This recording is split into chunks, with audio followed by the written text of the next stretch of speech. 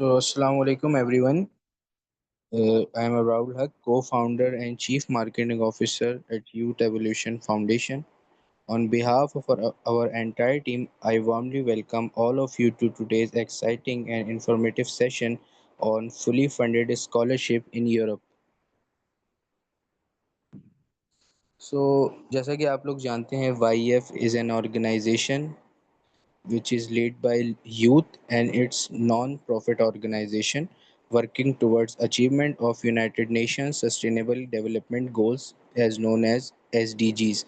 So today we are focusing on SDGs number 4 quality education and SDG 17 partnership for the goals as our partner is Studypedia and overseas education.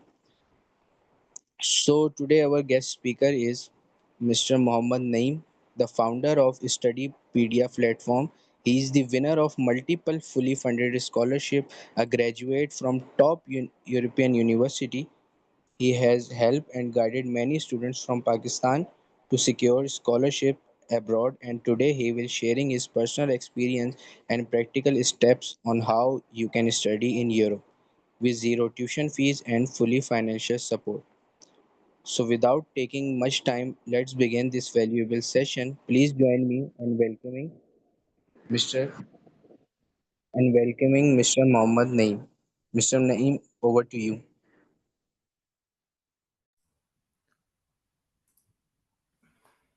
Assalamu alaikum everyone.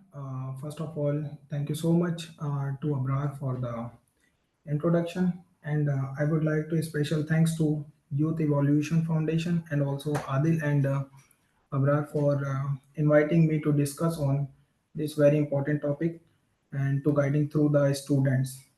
तो webinar को start करते हैं। मुझे ये बताइएगा आप लोगों को मेरी आवाज़ क्लियरली अगर आ रही है तो मैं अपनी स्क्रीन शेयर करता हूँ तो फर्दर प्रोसीड करते हैं। Yes, Naeem, you are audible. Okay, thank you, Brad. Let me share my screen, then we'll proceed further.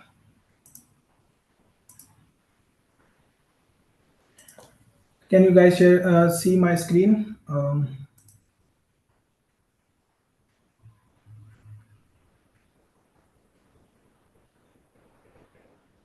Yes, we can. Okay, thank you. So आज के इस इम्पॉर्टेंट वेबिनार में हम बात करेंगे how to study in Europe successfully, especially on fully funded scholarships. I would discuss based on my expertise in overseas education and also my experience, like how students can follow those steps that I followed basically after my graduation and during my graduation, actually, and how can you guys come to Europe on fully funded scholarships.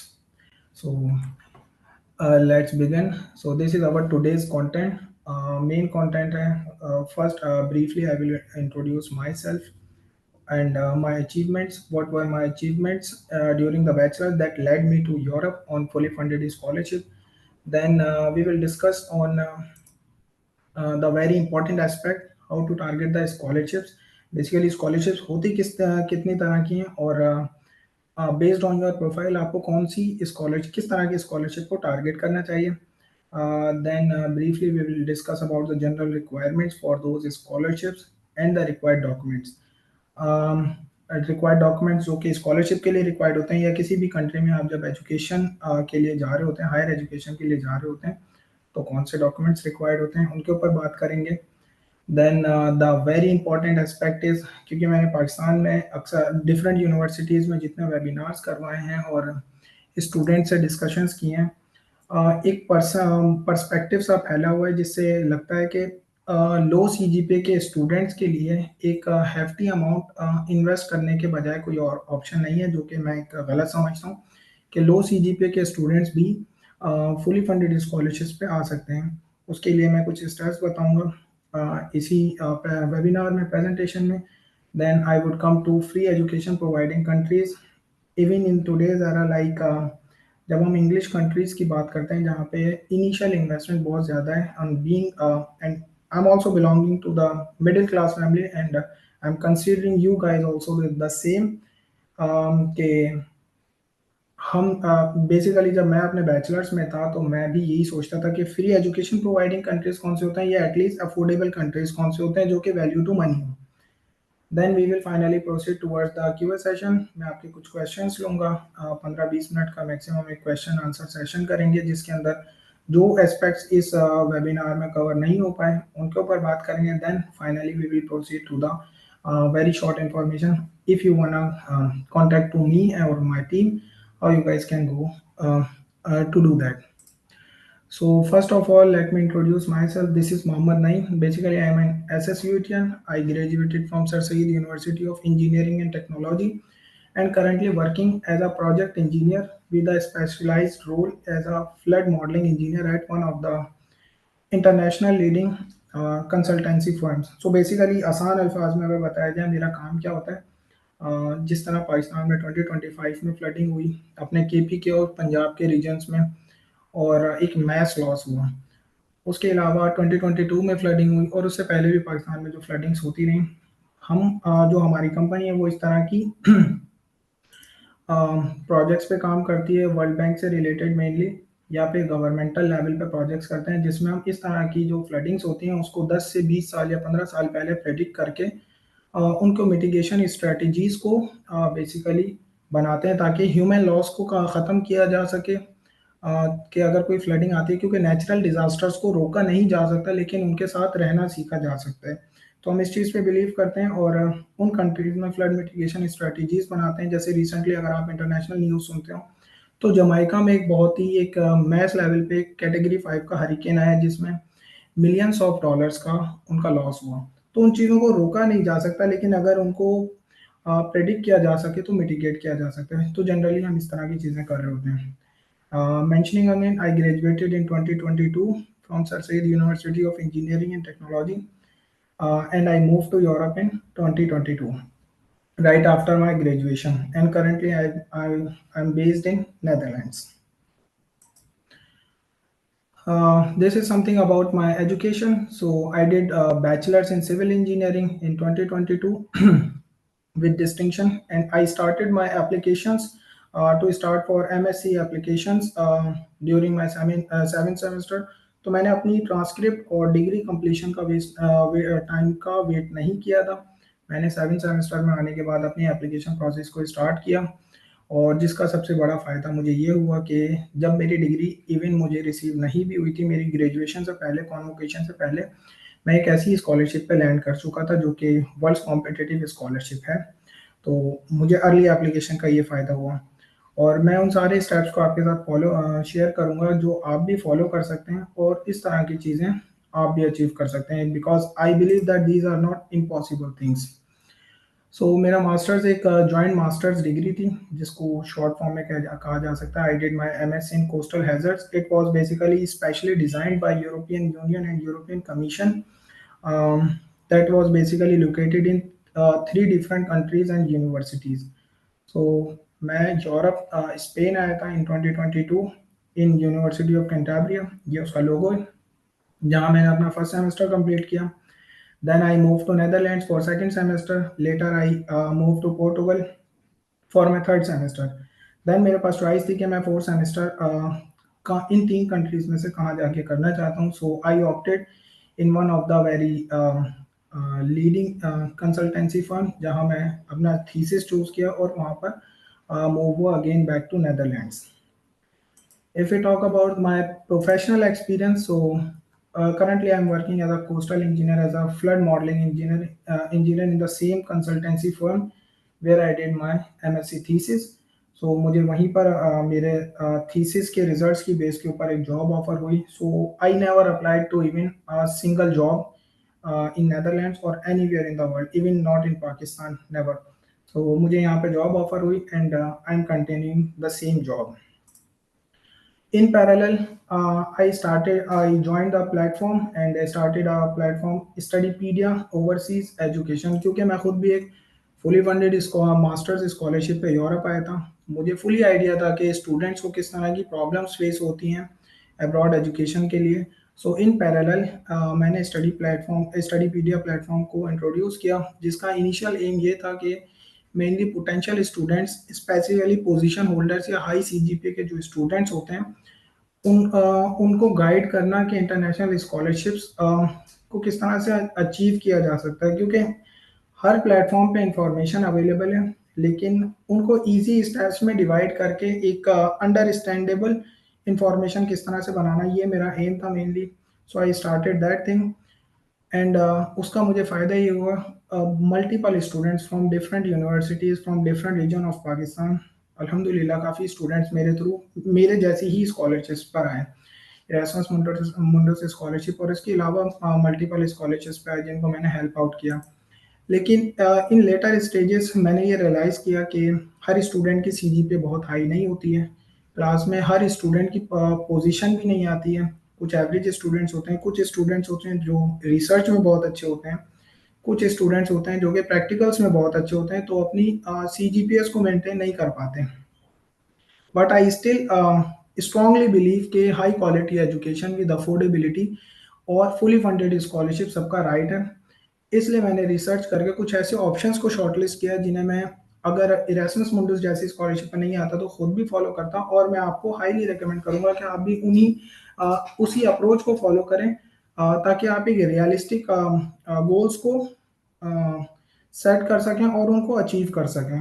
So this was the rational behind the Studypedia overseas education, and currently we are one of the leading educational consultancy in Pakistan, whose complete team, my full team, is located in Europe and guiding through the throughout processes for higher education. So briefly talk about my achievement that I think that ये कुछ achievements हैं जो मैं mention करना चाहता हूँ और जो mention करना ज़रूरी भी है, जिसकी वजह से इस तरह की scholarships आप भी ले सकते हैं। I was the gold medalist from batch 18. I did multiple MOOCs. MOOCs basically online certifications होती हैं जो आप भी कर सकते हैं, बल्कि सर सैयद यूनिवर्सिटी और मैंने डिफरेंट यूनिवर्सिटीज़ के प्लेटफॉर्म से देखा है, कोर्सेरा और डिफरेंट मल्टीपल प्लेटफॉर्म से, जहाँ पे आप अपनी यूनिवर्सिटी की आईडी से जब लॉग इन करते हैं तो आपको multiple certifications free of cost मिलती हैं। मेरा एक ब्रीफ सा रिसर्च एक्सपीरियंस भी था जो बहुत वास्ट नहीं था, लेकिन मैंने अपनी सीवी में मेंशन किया था, जो मैं आगे जाके बताऊंगा कि सीवी में किस तरह से आप कुछ चीज़ों को मेंशन कर सकते हैं। कुछ एक्स्ट्रा करिकुलर मेरी एक्टिविटीज़ थी और लीडरशिप रोल से, जिसमें मैं क्लास रिप्रेजेंटेटिव भी था। पाकिस्तान में ये काफ़ी इसके ऊपर शुगल भी लगता है खैर। और एक्स्ट्रा करिकुलर एक्टिविटीज़ में मैंने अपनी सोसाइटीज़ को ज्वाइन किया था जो कि हमारी यूनिवर्सिटीज़ में थी, और अपने फ्री टाइम में मैं कुछ पोर्शन ऑफ टाइम उनको देता था। तो उसके अलावा एक वॉलंटियरिंग एक्सपीरियंस था मेरा जो हेल्प इंटरनेशनल वेलफेयर ट्रस्ट के साथ था, जो कि मैंने अपनी सीवी में शो किया था। इन सब की बेसिस पे मैंने अपनी एक वर्ल्ड कॉम्पिटिटिव स्कॉलरशिप विन की। उसी स्कॉलरशिप का एक पार्ट था, अपने मास्टर्स का पार्ट था, जिसमें मैंने अपना थीसिस किया। उस थीसिस की बेस के ऊपर मुझे आईसीटीपी, जो कि the Abdul Salam international centre for theoretical physics, Italy में त्रेस्टे में लोकेटेड है, जो कि रिसर्च इंडस्ट्री में एक बहुत बड़ा नाम है। आप में से अगर कोई रिसर्च इंडस्ट्री या इस तरह की किसी चीज़ का पार्ट है तो उन्हें पता होगा। मुझे वहाँ पे बुलाया गया एक फुली फंडेड गेस्ट स्पीकर के तौर पे, ताकि मैं अपने उस रिसर्च को वहाँ पे प्रेजेंट कर सकूँ। तो वहाँ पे मुझे अल्हम्दुलिल्लाह अल्लाह ने काफ़ी इज़्ज़त दी, एक एप्रिसिएशन मिली। Then I completed my MSc from 3 different countries and currently working in one of the leading international consultancy firms. Now, come to the main topic. That was mainly the brief introduction for myself. It was important to let you know, guys, whom you are listening. So first of all, there are multiple type of scholarships, और मैं इनको break करता हूँ तीन तरह की scholarships में। So first of all होती है जो मैं समझता हूँ कि मेरिट बेस्ड स्कॉलरशिप, जैसे इरासमस मुंडस स्कॉलरशिप, और जिस तरह की स्कॉलरशिप में है उसे कह सकते हैं मेरिट बेस्ड स्कॉलरशिप, जो कि मेन इसका सबसे मेन क्राइटेरिया होता है हाई सीजीपीए। ये मेनली हाई सीजीपीए स्टूडेंट्स या फिर डिस्टिंक्शन होल्डर स्टूडेंट्स के लिए होती है। इसमें यूनिवर्सिटी की रैंकिंग बहुत मैटर कर रही होती है, और इसको अप्लाई करने के लिए मैं मल्टीपल प्लेटफॉर्म आगे बताऊंगा नेक्स्ट स्लाइड्स में। इनके ऑफिशियल वेबसाइट्स होती हैं, इसमें आपको यूनिवर्सिटी से कांटेक्ट नहीं करना, किसी प्रोफेसर से कांटेक्ट नहीं करना। इनकी फिक्स डेडलाइंस होती हैं और क्राइटेरिया क्लियरली मेंशन्ड होते हैं। तो ये होती है मेरिट बेस्ड स्कॉलरशिप, इनकी अपनी वेबसाइट्स होती हैं, मैं आगे स्लाइड्स में आपको बताऊंगा अभी। Then come to the research और रिसर्च असिस्टेंटशिप्स। ये उन स्टूडेंट्स के लिए बहुत इंपॉर्टेंट होती है जो कि रिसर्च में अच्छे होते हैं। यहाँ पे सीजीपीए मैटर नहीं कर रही होती है, एक एवरेज सीजीपीए के साथ भी आप इनको अचीव कर सकते हैं। और मैंने पूरी दुनिया में ऐसे स्टूडेंट्स को जाते हुए देखा है जिनके साथ मैं ऑलरेडी कॉन्टैक्ट में भी हूँ, और जब से आए हैं, जिनके डॉक्यूमेंट्स को मैंने रिव्यू किया, और वो अच्छी अच्छी लीडिंग यूनिवर्सिटीज़ में, यूएसए में, यूरोप में, ऑस्ट्रेलिया जैसे कंट्रीज़ में अपनी हायर एजुकेशन को कंप्लीट कर रहे होते हैं। इनको अप्लाई करने का बेसिकली तरीका ये होता है कि अगर आप किसी भी फील्ड में, क्योंकि डेफिनेटली आप सारे सिविल इंजीनियर नहीं हैं, तो इस वजह से मैं कोई स्पेसिफिक एग्जांपल पिक नहीं करता हूँ। आप अपनी फील्ड में जो भी रिसर्च कर रहे हैं, आपको पता होना चाहिए, क्योंकि आज एआई का दौर है, आप इंटरनेट पे इजीली सारी इंफॉर्मेशन अवेलेबल है, रिसर्च गेट है, और बहुत सारे प्लेटफॉर्म्स हैं जहाँ पे आप अपने लाइक माइंडेड और उस रिसर्च में आगे और कौन कौन लोग काम कर रहे हैं और कौन कौन से प्रोफेसर्स काम कर रहे हैं, आप लिंक्डइन से उनसे कांटेक्ट कर सकते हैं। उसमें मेनली कांटेक्ट करने का तरीका ये होता है कि आपने अपनी रिसर्च का प्रपोजल बनाना है, उन प्रोफेसर को अप्रोच करना है डायरेक्टली जो कि आपकी रेलेवेंट रिसर्च में काम करते हैं। उनको बताना है कि मेरा रिसर्च में यहाँ तक मैंने अपना काम किया है, आपकी रिसर्च मुझे इस वजह से पसंद है, और आपने अपना कोई आइडिया पिच करना होता है कि हम इस रिसर्च में फर्दर इस तरह से एडिशन कर सकते हैं। अगर तो उन्हें आप में कोई पोटेंशियल नज़र आता है, आपने जो ईमेल्स लिखी होती हैं अगर वो प्रोफेशनल हैं और उनसे रेलिवेंट करती हैं, तो डेफिनेटली वो आपको रिप्लाई कर रहे होते हैं और वो एक इंटरव्यू कंडक्ट कर रहे होते हैं। ये रिसर्च ओरिएंटेड स्कॉलरशिप्स की मैं बात कर रहा हूँ। उसमें वो आपके रिसर्च प्लान को डिस्कस करते हैं और उसके बाद अपनी यूनिवर्सिटी से आपके लिए ग्रांट्स अप्रूव करवाते हैं और स्टाइपेंड फिक्स कर रहे होते हैं। अच्छा, इसमें सबसे इंपॉर्टेंट चीज़ है, इनकी कोई फिक्स डेडलाइंस नहीं होती है। आपने यूनिवर्सिटी पे अप्लाई नहीं करना है, आपने डायरेक्टली प्रोफेसर्स को अप्रोच करना है और अपनी रिसर्च के बारे में बता के उन्हें कन्विंस करना होता है। तो ये हो गई second type of scholarship. Then come to the third type of scholarship. ये रीजनल स्कॉलरशिप्स होती हैं जो कि गवर्नमेंटल बॉडीज से आपको मिल रही होती हैं। अच्छा, इसमें अगर आपकी सीजीपीए बहुत हाई नहीं है, आप रिसर्च ओरिएंटेड स्टूडेंट नहीं है, तब भी आप अप्लाई कर सकते हैं, और इसमें नंबर ऑफ सीट्स कोई लिमिटेड नहीं होती हैं। जबकि रिमेनिंग मेरिट बेस्ड स्कॉलरशिप और रिसर्च असिस्टेंटशिप्स में number of seats are always limited. इसमें आपकी नंबर ऑफ सीट्स लिमिटेड नहीं होती हैं, और इसकी भी फिक्स डेडलाइंस होती हैं। इसको मैं बताता हूँ कि आगे आप किस तरह से इनको अचीव कर सकते हैं। So first come to the fully funded scholarships. यहाँ पे मल्टीपल नाम मेंशन है, आप डायरेक्टली गूगल पे इरास्मस मुंडस स्कॉलरशिप भी लिखेंगे, आपको पहली वेबसाइट मिल जाएगी और आप अपने रेलिवेंट प्रोग्राम्स को सर्च कर सकते हैं। जब किसी भी स्कॉलरशिप पे आप अप्लाई कर रहे होते हैं, तो मेरा मानना ये है कि ये की फैक्टर्स हैं, आपको अपनी स्ट्रेंथ पता होनी चाहिए कि आपके पर्सनल गोल्स क्या हैं, आपके फ्यूचर गोल्स क्या हैं, आप इन फ्यूचर खुद को कहाँ पर देखते हैं। लेट्स से कि आप 5 साल बाद खुद को कहाँ देखते हैं, पीएचडी स्कॉलर देखते हैं या फिर इंडस्ट्री में किसी पॉइंट पर देखते हैं। और मोस्ट इम्पोर्टेंटली आपकी सीजीपीए कितनी है, आपकी यूनिवर्सिटी कौन सी है, आपकी फील्ड कौन सी है, तो ये आपकी स्ट्रेंथ्स बताती हैं। अगर तो फॉर एग्जांपल आपकी सीजीपीए 3.3 या 3.4 या 3 मैक्सिमम 5 है, और आप अप्लाई कर रहे होते हैं इरास्मस मुंडस स्कॉलरशिप, तो मैं समझता हूँ वो आप अपना टाइम एक गलत जगह पे इन्वेस्ट कर रहे होते हैं। तो अपनी स्ट्रेंथ का आपको पता होना चाहिए कि आप कहाँ पे अप्लाई कर रहे हैं, क्या चीज़ आपको बेनिफिट दे सकती है। तो स्ट्रेंथ आपको पता होना बहुत ज़रूरी है। Right program is also very very important, either for research assistantships or merit scholarships और even for the regional scholarships. क्योंकि राइट प्रोग्राम में अगर आप अप्लाई नहीं कर रहे होंगे, क्योंकि मास्टर्स में जब आप आ रहे होते हैं, तो ये आपकी करियर का पाथ डिफाइन कर रहा होता है कि आपने फ्यूचर में किस प्रोग्राम को लेके अपने मास्टर्स को प्रोसीड करना, फ्यूचर में उसी इंडस्ट्री में लीड कर रहे होते हैं। क्योंकि जो मैं इस वक्त जॉब कर रहा हूँ, मैं पूरी सिविल इंजीनियरिंग की 4 साल की, definitely that was my base, that was my foundation that led me to here. मगर मैं इस वक्त जो अपनी इंडस्ट्री में काम कर रहा हूँ, उसमें सिविल इंजीनियरिंग का शायद 5% भी मैं रोल प्ले नहीं करता। मैं इसका कोस्टल इंजीनियरिंग का रोल प्ले करता हूँ।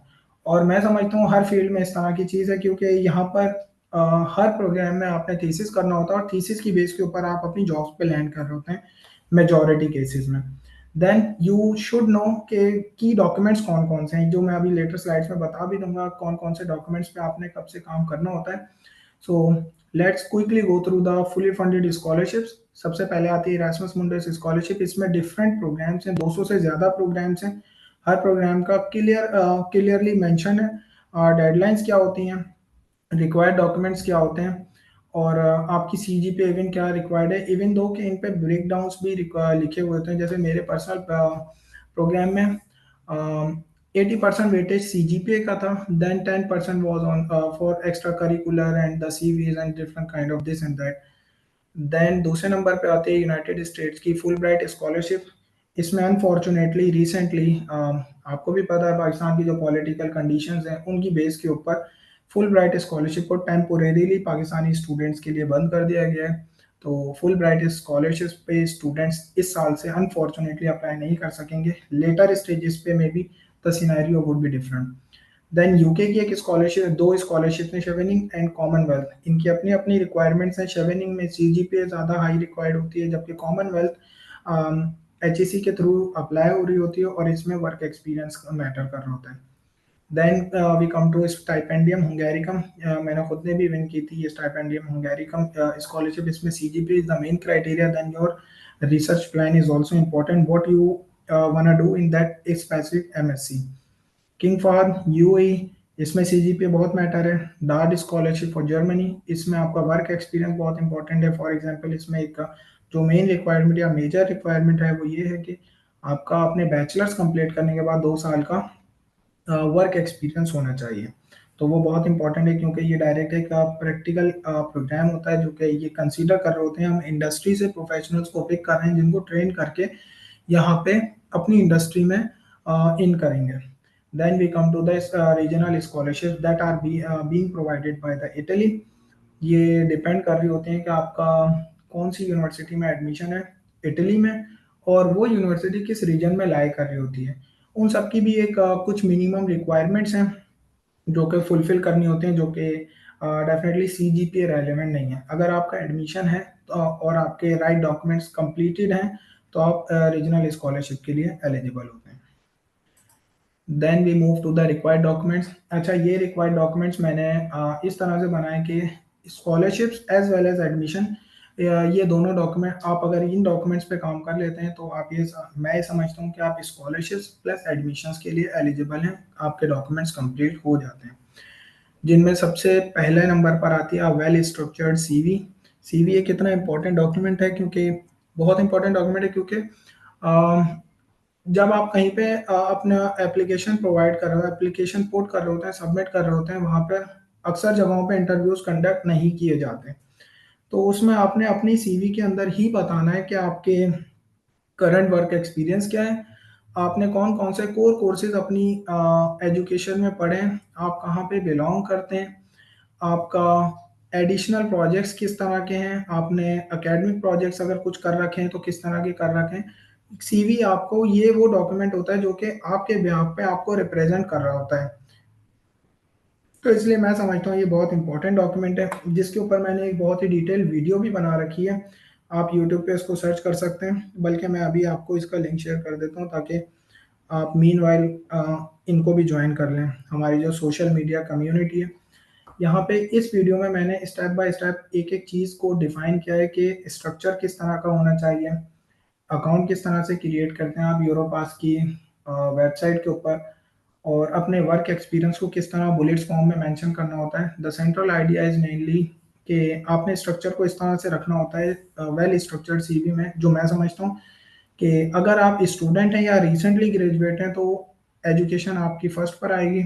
Thesis should always be mention in the CV कि आपने थीसिस में क्या काम किया है, क्योंकि मैं अभी इंडस्ट्री में और यहाँ पे जितने प्रोफेसर से मेरी बात होती है वो बहुत क्यूरियस होते हैं कि हमारे यहाँ जब FYP हम कर रहे होते हैं, पूरा 1 साल इन्वेस्ट कर रहे होते हैं, तो वो ये जानना ज़रूर चाहते हैं कि आपने वो 1 साल कहाँ पे इन्वेस्ट किया है। तो इस वजह से CV बहुत इंपॉर्टेंट डॉक्यूमेंट है। Then come to the work experience. अगर वर्किंग एक्सपीरियंस में आपके पास बहुत ज़्यादा एक फुल टाइम जॉब नहीं भी है, तब भी आपको अपने इंटर्नशिप्स को as a work experience show करना होता है। उसमें बताना होता है, ये नहीं बताना होता मेनली कि आपने कौन सी कंपनी में काम किया था और वो कंपनी क्या करती है।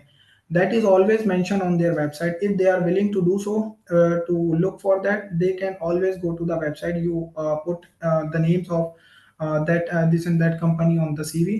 आपने मेनली ये बताना होता है कि उसमें लर्निंग आउटकम्स क्या थे, आपने किन प्रोजेक्ट्स पे काम किया था और उनमें से आपका आउटकम क्या था, आपने सीखा क्या, कौन से सॉफ्टवेयर पे काम किया, कौन से मॉडल्स पे काम किया। Depends on the outcome, वो outcome में interested होते हैं। Then another very important document is letter of motivation, some people also call it statement of purpose। Statement of purpose या मोटिवेशन लेटर एक वो डॉक्यूमेंट होता है जो कि आपकी मोटिवेशन को अल्फाज में बता रहा होता है, वर्ड्स की फॉर्म में बता रहा होता है कि आप इस स्पेसिफिक प्रोग्राम में या यूनिवर्सिटी में अप्लाई करने के लिए क्यों मोटिवेटेड हैं, आपकी बैकग्राउंड एजुकेशन इस प्रोग्राम से किस तरह लिंक्ड है, आपने अपनी यूनिवर्सिटी में बैकग्राउंड यूनिवर्सिटी में जैसे मैंने सिविल इंजीनियरिंग की, तो कौन से कोर्सेज थे which spark my motivation to lead to this specific masters program. तो हमने उन प्रोग्राम्स को लिंक करना होता है या कुछ स्पेसिफिक प्रोजेक्ट्स को लिंक करना होता है, जिसमें हम बता सकते हैं, जैसे फॉर एग्जांपल मैंने अपने मोटिवेशन लेटर में बताया था कि पाकिस्तान में मैं एक कोस्टल एरिया में रहता हूँ, जैसे कराची में एक बहुत बड़ी कोस्ट है जैसे अपना क्लिफ्टन है। तो वहाँ पे मैंने बताया था कि हरिकेन्स क्यों नहीं आते हैं, लेकिन फ्यूचर में सी लेवल राइज की वजह से, क्लाइमेट चेंज की वजह से क्या प्रॉब्लम्स क्रिएट होंगी, और क्लाइमेट चेंज की वजह से हमारे जो ग्लेशियर्स कंटिन्यूसली मेल्ट हो रहे हैं, पिघल रहे हैं, गिलगित बल्तिस्तान और केपीके के जो अपने इलाके हैं उनमें क्या प्रॉब्लम्स क्रिएट होंगी, जिसके लिए हमें कौन कौन सी एक्सपर्टीज रिक्वायर्ड है, उन चीज़ों को मैंने अपने मोटिवेशन लेटर में मेंशन किया था। क्योंकि ऐसी कोई चीज़ आप अपनी सीवी में मेंशन नहीं कर सकते और ना ही आपके ट्रांसक्रिप्ट पे मेंशन होती है, ना ही डिग्री पे। तो मोटिवेशन लेटर इसलिए बहुत इंपॉर्टेंट डॉक्यूमेंट होता है। एक और जो important aspect motivation letter cover कर रहा होता है वो ये कि अगर आप अपनी फील्ड को हल्का थोड़ा बहुत स्विच करना चाहते हैं, जैसे आपने इलेक्ट्रिकल या इलेक्ट्रॉनिक्स इंजीनियरिंग की है और आज के दौर में एआई और डाटा साइंस का बहुत बूम है, आप उसको स्विच करना चाहते हैं और आपके कुछ प्रोजेक्ट्स हैं ऑलरेडी के आपकी एआई में अब थोड़ा बहुत एक्सपीरियंस है, वर्किंग एक्सपीरियंस है, तो उसको किस तरह से रिलेट करते हैं और क्यों एआई के प्रोग्राम या डाटा साइंस के प्रोग्राम में आप मोटिवेटेड हैं, तो इस तरह की चीज़ें आप उसमें मेंशन कर रहे होते हैं। तो इस वजह से सीवी और motivation letter should be synchronize to each other, should be the reflection of each other, and should be very well structured and written in a logical order. Then we come to the recommendation letters. Recommendation letter इसलिए important है कि आप अपने बारे में जो भी चीज़ समझते हैं वो आप मोटिवेशन लेटर में पुट कर सकते हैं, सीवी में पुट कर सकते हैं, लेकिन रिकमेंडेशन लेटर्स आपके प्रोफेसर्स लिख के देते हैं और वो आपके बारे में क्या समझते हैं, वो आपके बारे में क्या राय रखते हैं, ये चीज़ आपकी मास्टर्स एप्लीकेशन, इधर you are applying for fully funded scholarship, research assistantship और जनरल एडमिशन, ये बहुत इंपॉर्टेंट डॉक्यूमेंट्स होते हैं। सबसे ज़्यादा इंपॉर्टेंस ये रखते हैं आपकी रिसर्च असिस्टेंटशिप के लिए, क्योंकि ऑलरेडी आप एक प्रोफेसर के अंदर ही काम करने जा रहे हैं, तो प्रीवियस जो आपके प्रोफेसर है वो आपके बारे में क्या राय रखते हैं। इस वजह से रिकमेंडेशन लेटर पर्सनलाइज्ड लिखे होने बहुत ज़रूरी है।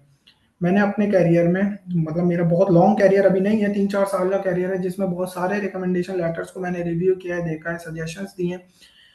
वो रिकमेंडेशन लेटर्स, इवन दो कि कोई स्टूडेंट बहुत हाई सीजीपीए वाला भी है, अगर उसका जेनेरिक रिकमेंडेशन लेटर लिखा हुआ है, जैसे फॉर एग्जांपल मैं कह दूं कि Abrar is a good student, Abrar possess this much of CGPA, Abrar is good at दो सब्जेक्ट्स, तो वो चीज़ें तो ऑलरेडी उसकी सीवी में भी मेंशन है और उसकी ट्रांसक्रिप्ट के ऊपर भी मेंशन है। ऐसी कोई बात बताएं रिकमेंडेशन लेटर में जो कि उसकी रिमेनिंग डॉक्यूमेंट्स में नहीं है।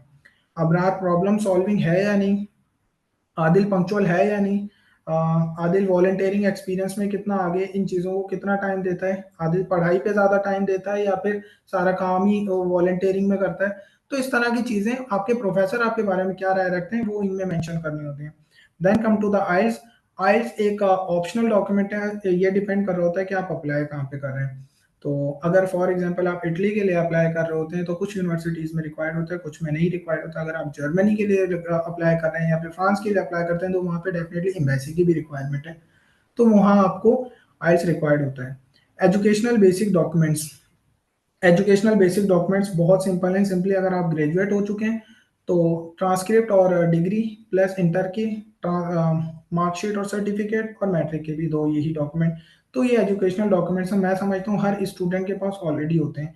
वो स्टूडेंट्स जो कि रिसेंटली ग्रेजुएट हुए हैं जिनके पास अगर ट्रांसक्रिप्ट नहीं है, एटलीस्ट उनके पास अनऑफिशियल ट्रांसक्रिप्ट होती हैं या फिर 7 सेमेस्टर तक की मार्कशीट्स होती हैं जो कि हम उसको ट्रांसक्रिप्ट भी कह रहे होते हैं, आप वो लें, उनकी बेस के ऊपर अपने एप्लीकेशन स्टार्ट कर दें। अर्ली एप्लीकेशन के मैं आपको फ़ायदे बताऊंगा कि उसमें आप कितनी चीज़ें अचीव कर जाते हैं। Then we come to the residency certificate and police clearance certificate. As name stated, simply residence certificate आप अपने इलाके के यूनियन काउंसिल से जाके बनवा सकते हैं, जिसके ऊपर लिखा होता है कि एक्स वाई जी स्टूडेंट और like for example Fardeen is living on X Y Z address since X Y Z years. बस इस तरह की बात लिखी होती है जो कि प्रूव कर रही होती है कि हाँ आप पाकिस्तान में हैं और इससे पहले कहीं नहीं गए abroad. And then also police clearance certificate आपका पर्सनल रिकॉर्ड बता रहे होते हैं कि आपके कोई क्रिमिनल रिकॉर्ड नहीं है। तो मैं समझता हूँ ये बहुत ही बेसिक डॉक्यूमेंट्स होते हैं, इवन दो के नंबर 6 पे जो डॉक्यूमेंट्स हैं ये जनरली रिक्वायर्ड भी नहीं होते हैं, डिपेंड्स ऑन के which country you are applying. Now we come to the, अब बात करते हैं कि मेरे फेवरेट स्टूडेंट्स की, जिनकी सीजीपीएस लो या फिर एवरेज होती हैं मगर उनकी मोटिवेशन बहुत हाई होती है। तो वैसे तो लो सीजीपीए का इटसेल्फ कोई स्पेसिफिक क्राइटेरिया नहीं होता है, बट इट डिपेंड्स कि आप कंपेयर कहाँ पे कर रहे होते हैं। Like for example my CGPA was 3.8 something and I was comparing with my other colleagues and the students. So मुझे हमेशा शायद मेरी लोवेस्ट सीजीपीए भी थी हमारी क्लास में जब मैं यहाँ मास्टर्स करने के लिए आया। तो ये डिपेंड कर रहा होता है कि वहाँ किसके साथ कंपेयर कर रहे हैं। मैं हमेशा उन लोग के साथ कंपेयर कर रहा होता हूँ, उसमें जनरली 4.0 आउट ऑफ 4.0 सीजीपीएस थी। लेकिन यहाँ main motivation and rational behind the discussion of students with low CGPA is के ऐसी प्रोफाइल्स को इम्प्रूव किस तरह से किया जा सकता है so they can compete with higher CGPA students. Generally मैं 2.8 टू 3.3 सीजीपीएस को लो टू एवरेज कंसीडर कर रहा होता हूँ। अच्छा, मेंशनिंग एडिशनल थिंग, आपने ये सीजीपीए या फिगर याद रखना है 2.8 to 3.3। So later on Abrar will ask these questions in the form, if you guys wanna get the is called like certificate for this webinar. So low CGPA मैं ये consider करता हूँ 2.8 to 3.3। So you guys will know and you can put that in the form. So इस CGPA को consider करता हूँ मैं लो to average because पिछले तकरीबन 3 साल में मैंने मोर देन 1000 प्रोफाइल्स को एनालाइज किया है, डील किया है, जिसमें मैं मेजॉरिटी इस तरह की सीजीपीएस को ही डील किया है। और मैंने नोट किया है कि किस तरह के स्पेसिफिक डॉक्यूमेंट्स को अगर इन लो सीजीपीए स्टूडेंट्स के साथ अटैच किया जाए, प्रोफाइल के साथ अटैच किया जाए, तो वो एक हाई सीजीपीए के स्टूडेंट्स के साथ भी कॉम्पीट कर रही होती हैं।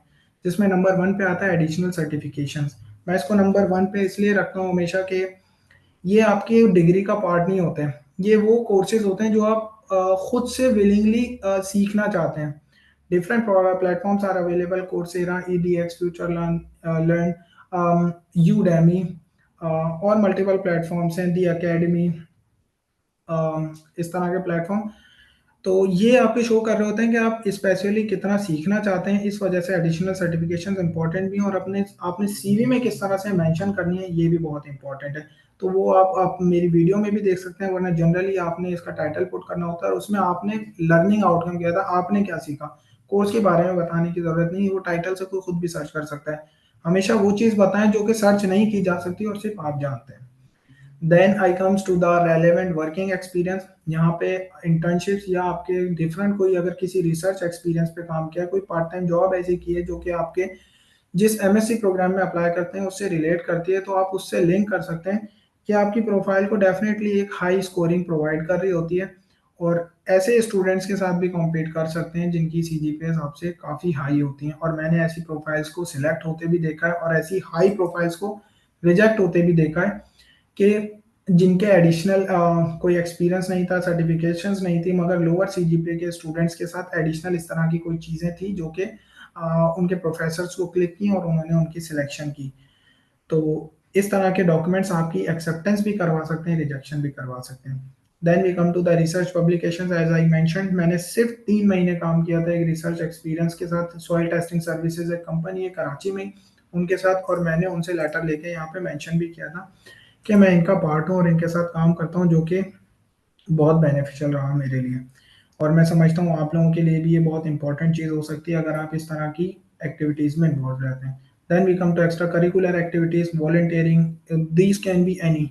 ये कुछ एग्जांपल्स हैं, आप वॉलंटियरिंग वर्क कर सकते हैं, आप स्पोर्ट्स एक्टिविटीज़ में पार्ट ले सकते हैं, जैसे अपने सर सैयद यूनिवर्सिटी में स्पोर्ट्स गाला और इस तरह की चीज़ें हो रही होती हैं, आप उनमें पार्ट लें, आप उनके सर्टिफिकेट्स अटैच करें और आप अपनी एक्टिविटीज़ को बताएं।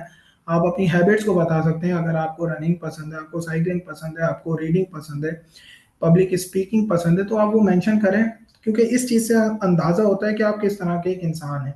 तो एक्स्ट्रा करिकुलर एक्टिविटीज़, क्योंकि डेफिनेटली यहाँ पे हम सीवीज में ये मेंशन नहीं कर सकते कि मैं इतना टाइम इन्वेस्ट करता हूँ सिर्फ स्क्रॉलिंग में, जिसका आउटकम कोई भी नहीं होता।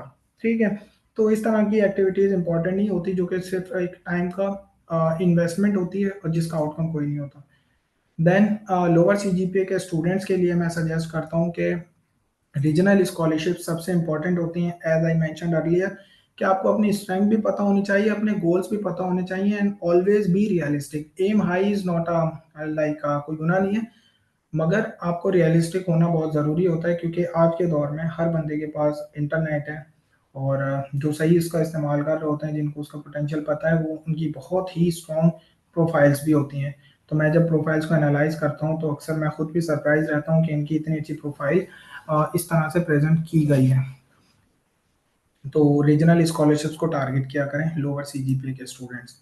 Then come to some of the countries who basically provides a free education, or the minimum amount of they charge a minimum amount for the sake of scholarship, or the for the fees. So मैं समझता हूँ Italy and Germany, Norway and Sweden are the leading countries, मगर Sweden और Norway में इनकी embassies के पाकिस्तान में political कुछ रीजंस की वजह से प्रॉब्लम्स चल रही हैं, और स्वीडन ने अब फीस लगाना स्टार्ट कर दी है। एंड नॉर्वे ने पहले भी फीस लगा रखी थी, मगर इन्होंने इमिग्रेंट्स के अगेंस्ट काफ़ी एक्टिव है आजकल। तो इस वजह से मैं समझता हूँ ये दो लीडिंग कंट्रीज हैं, इटली एंड जर्मनी, जो कि इस वक्त भी इंटरनेशनल्स को वेलकम करते हैं। और जब हम इनको कंपेयर कर रहे होते हैं इंग्लिश कंट्रीज़ के साथ, like for example USA, UK, Australia, Canada, New Zealand, वहाँ पर फ्री एजुकेशन नहीं होती, सबसे इम्पोर्टेंट चीज़ जो है। और अगर आप वहाँ चले भी जाते हैं, फर्स्ट ऑफ ऑल के इनिशियल इन्वेस्टमेंट बहुत ज़्यादा है, अगर आप उसको अफोर्ड करते भी हैं, 70-80 लाख रुपए की इन्वेस्टमेंट और स्टेटमेंट दिखा के जब वहाँ पे पहुँच रहे होते हैं, तो वहाँ पर जाके आपने फीस भी पे करनी होती है, जो कि पर सेमेस्टर की 20 से 30 लाख रुपए शायद मिनिमम, ये मैं बता रहा हूँ, 10,000 या 12,000 यूरोज। तो वो आपने पार्ट टाइम जॉब से या घर से मंगवा के देने होते हैं। अगर आप पार्ट टाइम जॉब से वो बेयर कर रहे होते हैं, तो डेफिनेटली पूरे सेमेस्टर आपने पार्ट टाइम जॉब वो काम करने होते हैं जो आप नहीं भी चाह रहे होते हैं, और अपना टाइम वहाँ पर इन्वेस्ट करना होता है, जिसकी वजह से आप पढ़ाई पे इस तरह से फोकस नहीं कर पा रहे होते। तो मैं समझता हूँ अभी भी ये दो कंट्रीज ऐसी हैं, Germany and Italy, who are the leading among the free education providing countries, and who charges the lowest initial investment for the international students। अच्छा, यहाँ पे एक और इम्पोर्टेंट चीज़ मैं समझता हूँ मेंशन करना ज़रूरी है कि ऑस्ट्रेलिया ने अपनी जो स्टडी वीज़ाज हैं उनके लिए कंडीशंस काफ़ी स्ट्रिक्ट कर दी हैं। यूनाइटेड स्टेट्स के साथ आप लोगों को ऑलरेडी पता है कि किस तरह के हमारे रिलेशंस हैं, और वो पाकिस्तानियों को कौन कौन सी लिस्ट में ऑलरेडी पुट कर चुके हैं। यूके में इमिग्रेंट्स स्पेशली अपने पाकिस्तानियों के अगेंस्ट काफ़ी सारी चीज़ें चल रही हैं अनफॉर्चुनेटली, और कनाडा में भी काफ़ी रिजेक्शन रेट हाई है, जिसकी वजह से जो इंटरनेशनल एप्लीकेंट्स हैं वो इन्हीं दो कंट्रीज़ को फिलहाल टारगेट कर रहे होते हैं, जिसकी वजह से competition is already very tough. So it is very important to start your applications at early stages. अगर इन कंट्रीज के बेनिफिट्स की बात की जाए, तो first of all we talk about the Italian study. तो सबसे इम्पोर्टेंट चीज़ है कि यहाँ पे आपने कोई फीस ट्यूशन फीस नहीं पे करनी होती, एंड यहाँ पे आपको स्टाइपेंड मिल रहा होता है। दुनिया में ये वाहिद कंट्री है जो कि पढ़ने के पैसे दे रहा होता है, पूरी दुनिया में कोई ऐसा कंट्री नहीं है। इवन दो कुछ कंट्रीज में आपको एजुकेशन फ्री मिल जाती है पब्लिक यूनिवर्सिटीज़ में, मगर वहाँ पे कोई स्टाइपेंड नहीं मिल रहा होता है, एडिशनल पैसे नहीं मिल रहे होते हैं, और आपको एकोमोडेशन मिल रही होती है। जब आप यहाँ पर आते हैं तो 2 से 3 महीने के बाद आपका according to your scholarship number, ranking regional scholarship number, आपको यूनिवर्सिटी का हॉस्टल अलॉट हो जाता है। देन आप अपनी एमएससी कंप्लीट कर रहे होते हैं वहाँ पे। एमएससी कंप्लीट करने के बाद आपको 1 से 1.5 साल का जॉब सर्च वीज़ा मिल रहा होता है। अच्छा, इसमें एक और इम्पॉर्टेंट चीज़ जो कि यहाँ पे मैंने मेंशन नहीं की, क्योंकि मल्टीपल इनके बेनिफिट्स हैं, जो कि एक और इम्पॉर्टेंट शायद यहाँ मेंशन करना चाहिए था, कि आप पार्ट टाइम जॉब्स भी कर सकते हैं इटालियन स्टडी वीज़ा पे, जो कि 20 घंटे अलाउ करता है आपको पार्ट टाइम जॉब्स के लिए। वो मैंने वीडियोस पे भी मेंशन की हुई है, अपलोड की हुई है मेरे यूट्यूब पे। उसमें आप ये भी देख सकते हैं कि आप पार्ट टाइम जॉब से कितना अर्न कर सकते हैं 20 घंटे में। तो आपको स्कॉलरशिप अमाउंट भी मिल रहा होता है, और आप पार्ट टाइम जॉब्स भी कर रहे होते हैं। देन ये डेफिनेटली आपको शेंजन वीज़ा मिलता है, शेंजन रेजिडेंस परमिट होता है आपका। यूरोप के दूसरे कंट्रीज जैसे Netherland, Germany, Finland, Norway, Sweden, France, Switzerland, किसी भी कंट्री में आप मूव हो सकते हैं, ट्रैवल कर सकते हैं, जॉब सर्च कर सकते हैं during your post study work visa, और during just for visit while study.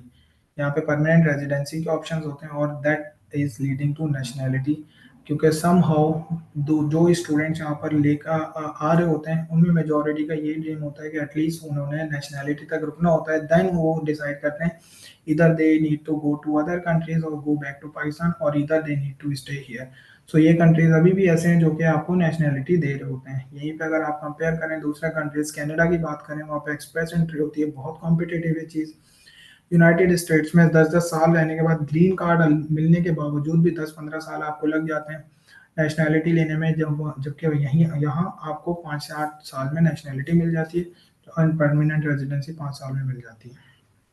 If you talk about Germany, Germany में भी लीडिंग चीज़ यही है कि पब्लिक यूनिवर्सिटीज़ में एजुकेशन फ्री है, and some of the very very high ranking universities of the world are located in Germany. मैं खुद भी, मेरा एम जर्मनी जाने का था earlier, then I got selected for Erasmus. So खुदा की तरफ से जो प्लान्स होते हैं मैंने उसको फॉलो किया और मैं आज इस वक्त अल्हम्दुलिल्लाह एक अच्छी पोजीशन में बैठा हूँ।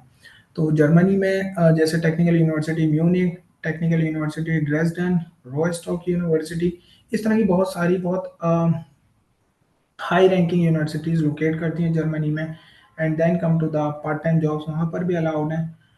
20 घंटे आप काम कर सकते हैं, बल्कि 20 घंटे से थोड़ा ज़्यादा ही कर सकते हैं। 20 घंटे अगर कंसिडर किए जाएँ एक साल में, तो वो 120 दिन बनते हैं फुल टाइम जॉब के, जबकि जर्मनी ने इसको फर्दर इंक्रीज किया 140 डेज इन अ ईयर। उसकी वजह ये कि वहाँ पे शॉर्टेज है वर्कर्स की, और वहाँ पे हाई पेइंग जॉब्स हैं। हाई पेइंग जॉब्स मैंने इसलिए मेंशन किया, जब आप दूसरे कंट्रीज़ को कंपेयर करें जॉब्स के हवाले से, पेमेंट के हवाले से, जैसे for example I am living in Netherlands, when I compare the pay scale in the Germany, that is almost comparable. तो यहाँ पे जॉब्स काफ़ी हाई होती हैं, हाई पेइंग होती हैं। इसके अलावा English taught masters program available हैं, lot of masters are available in English and the jobs are English taught.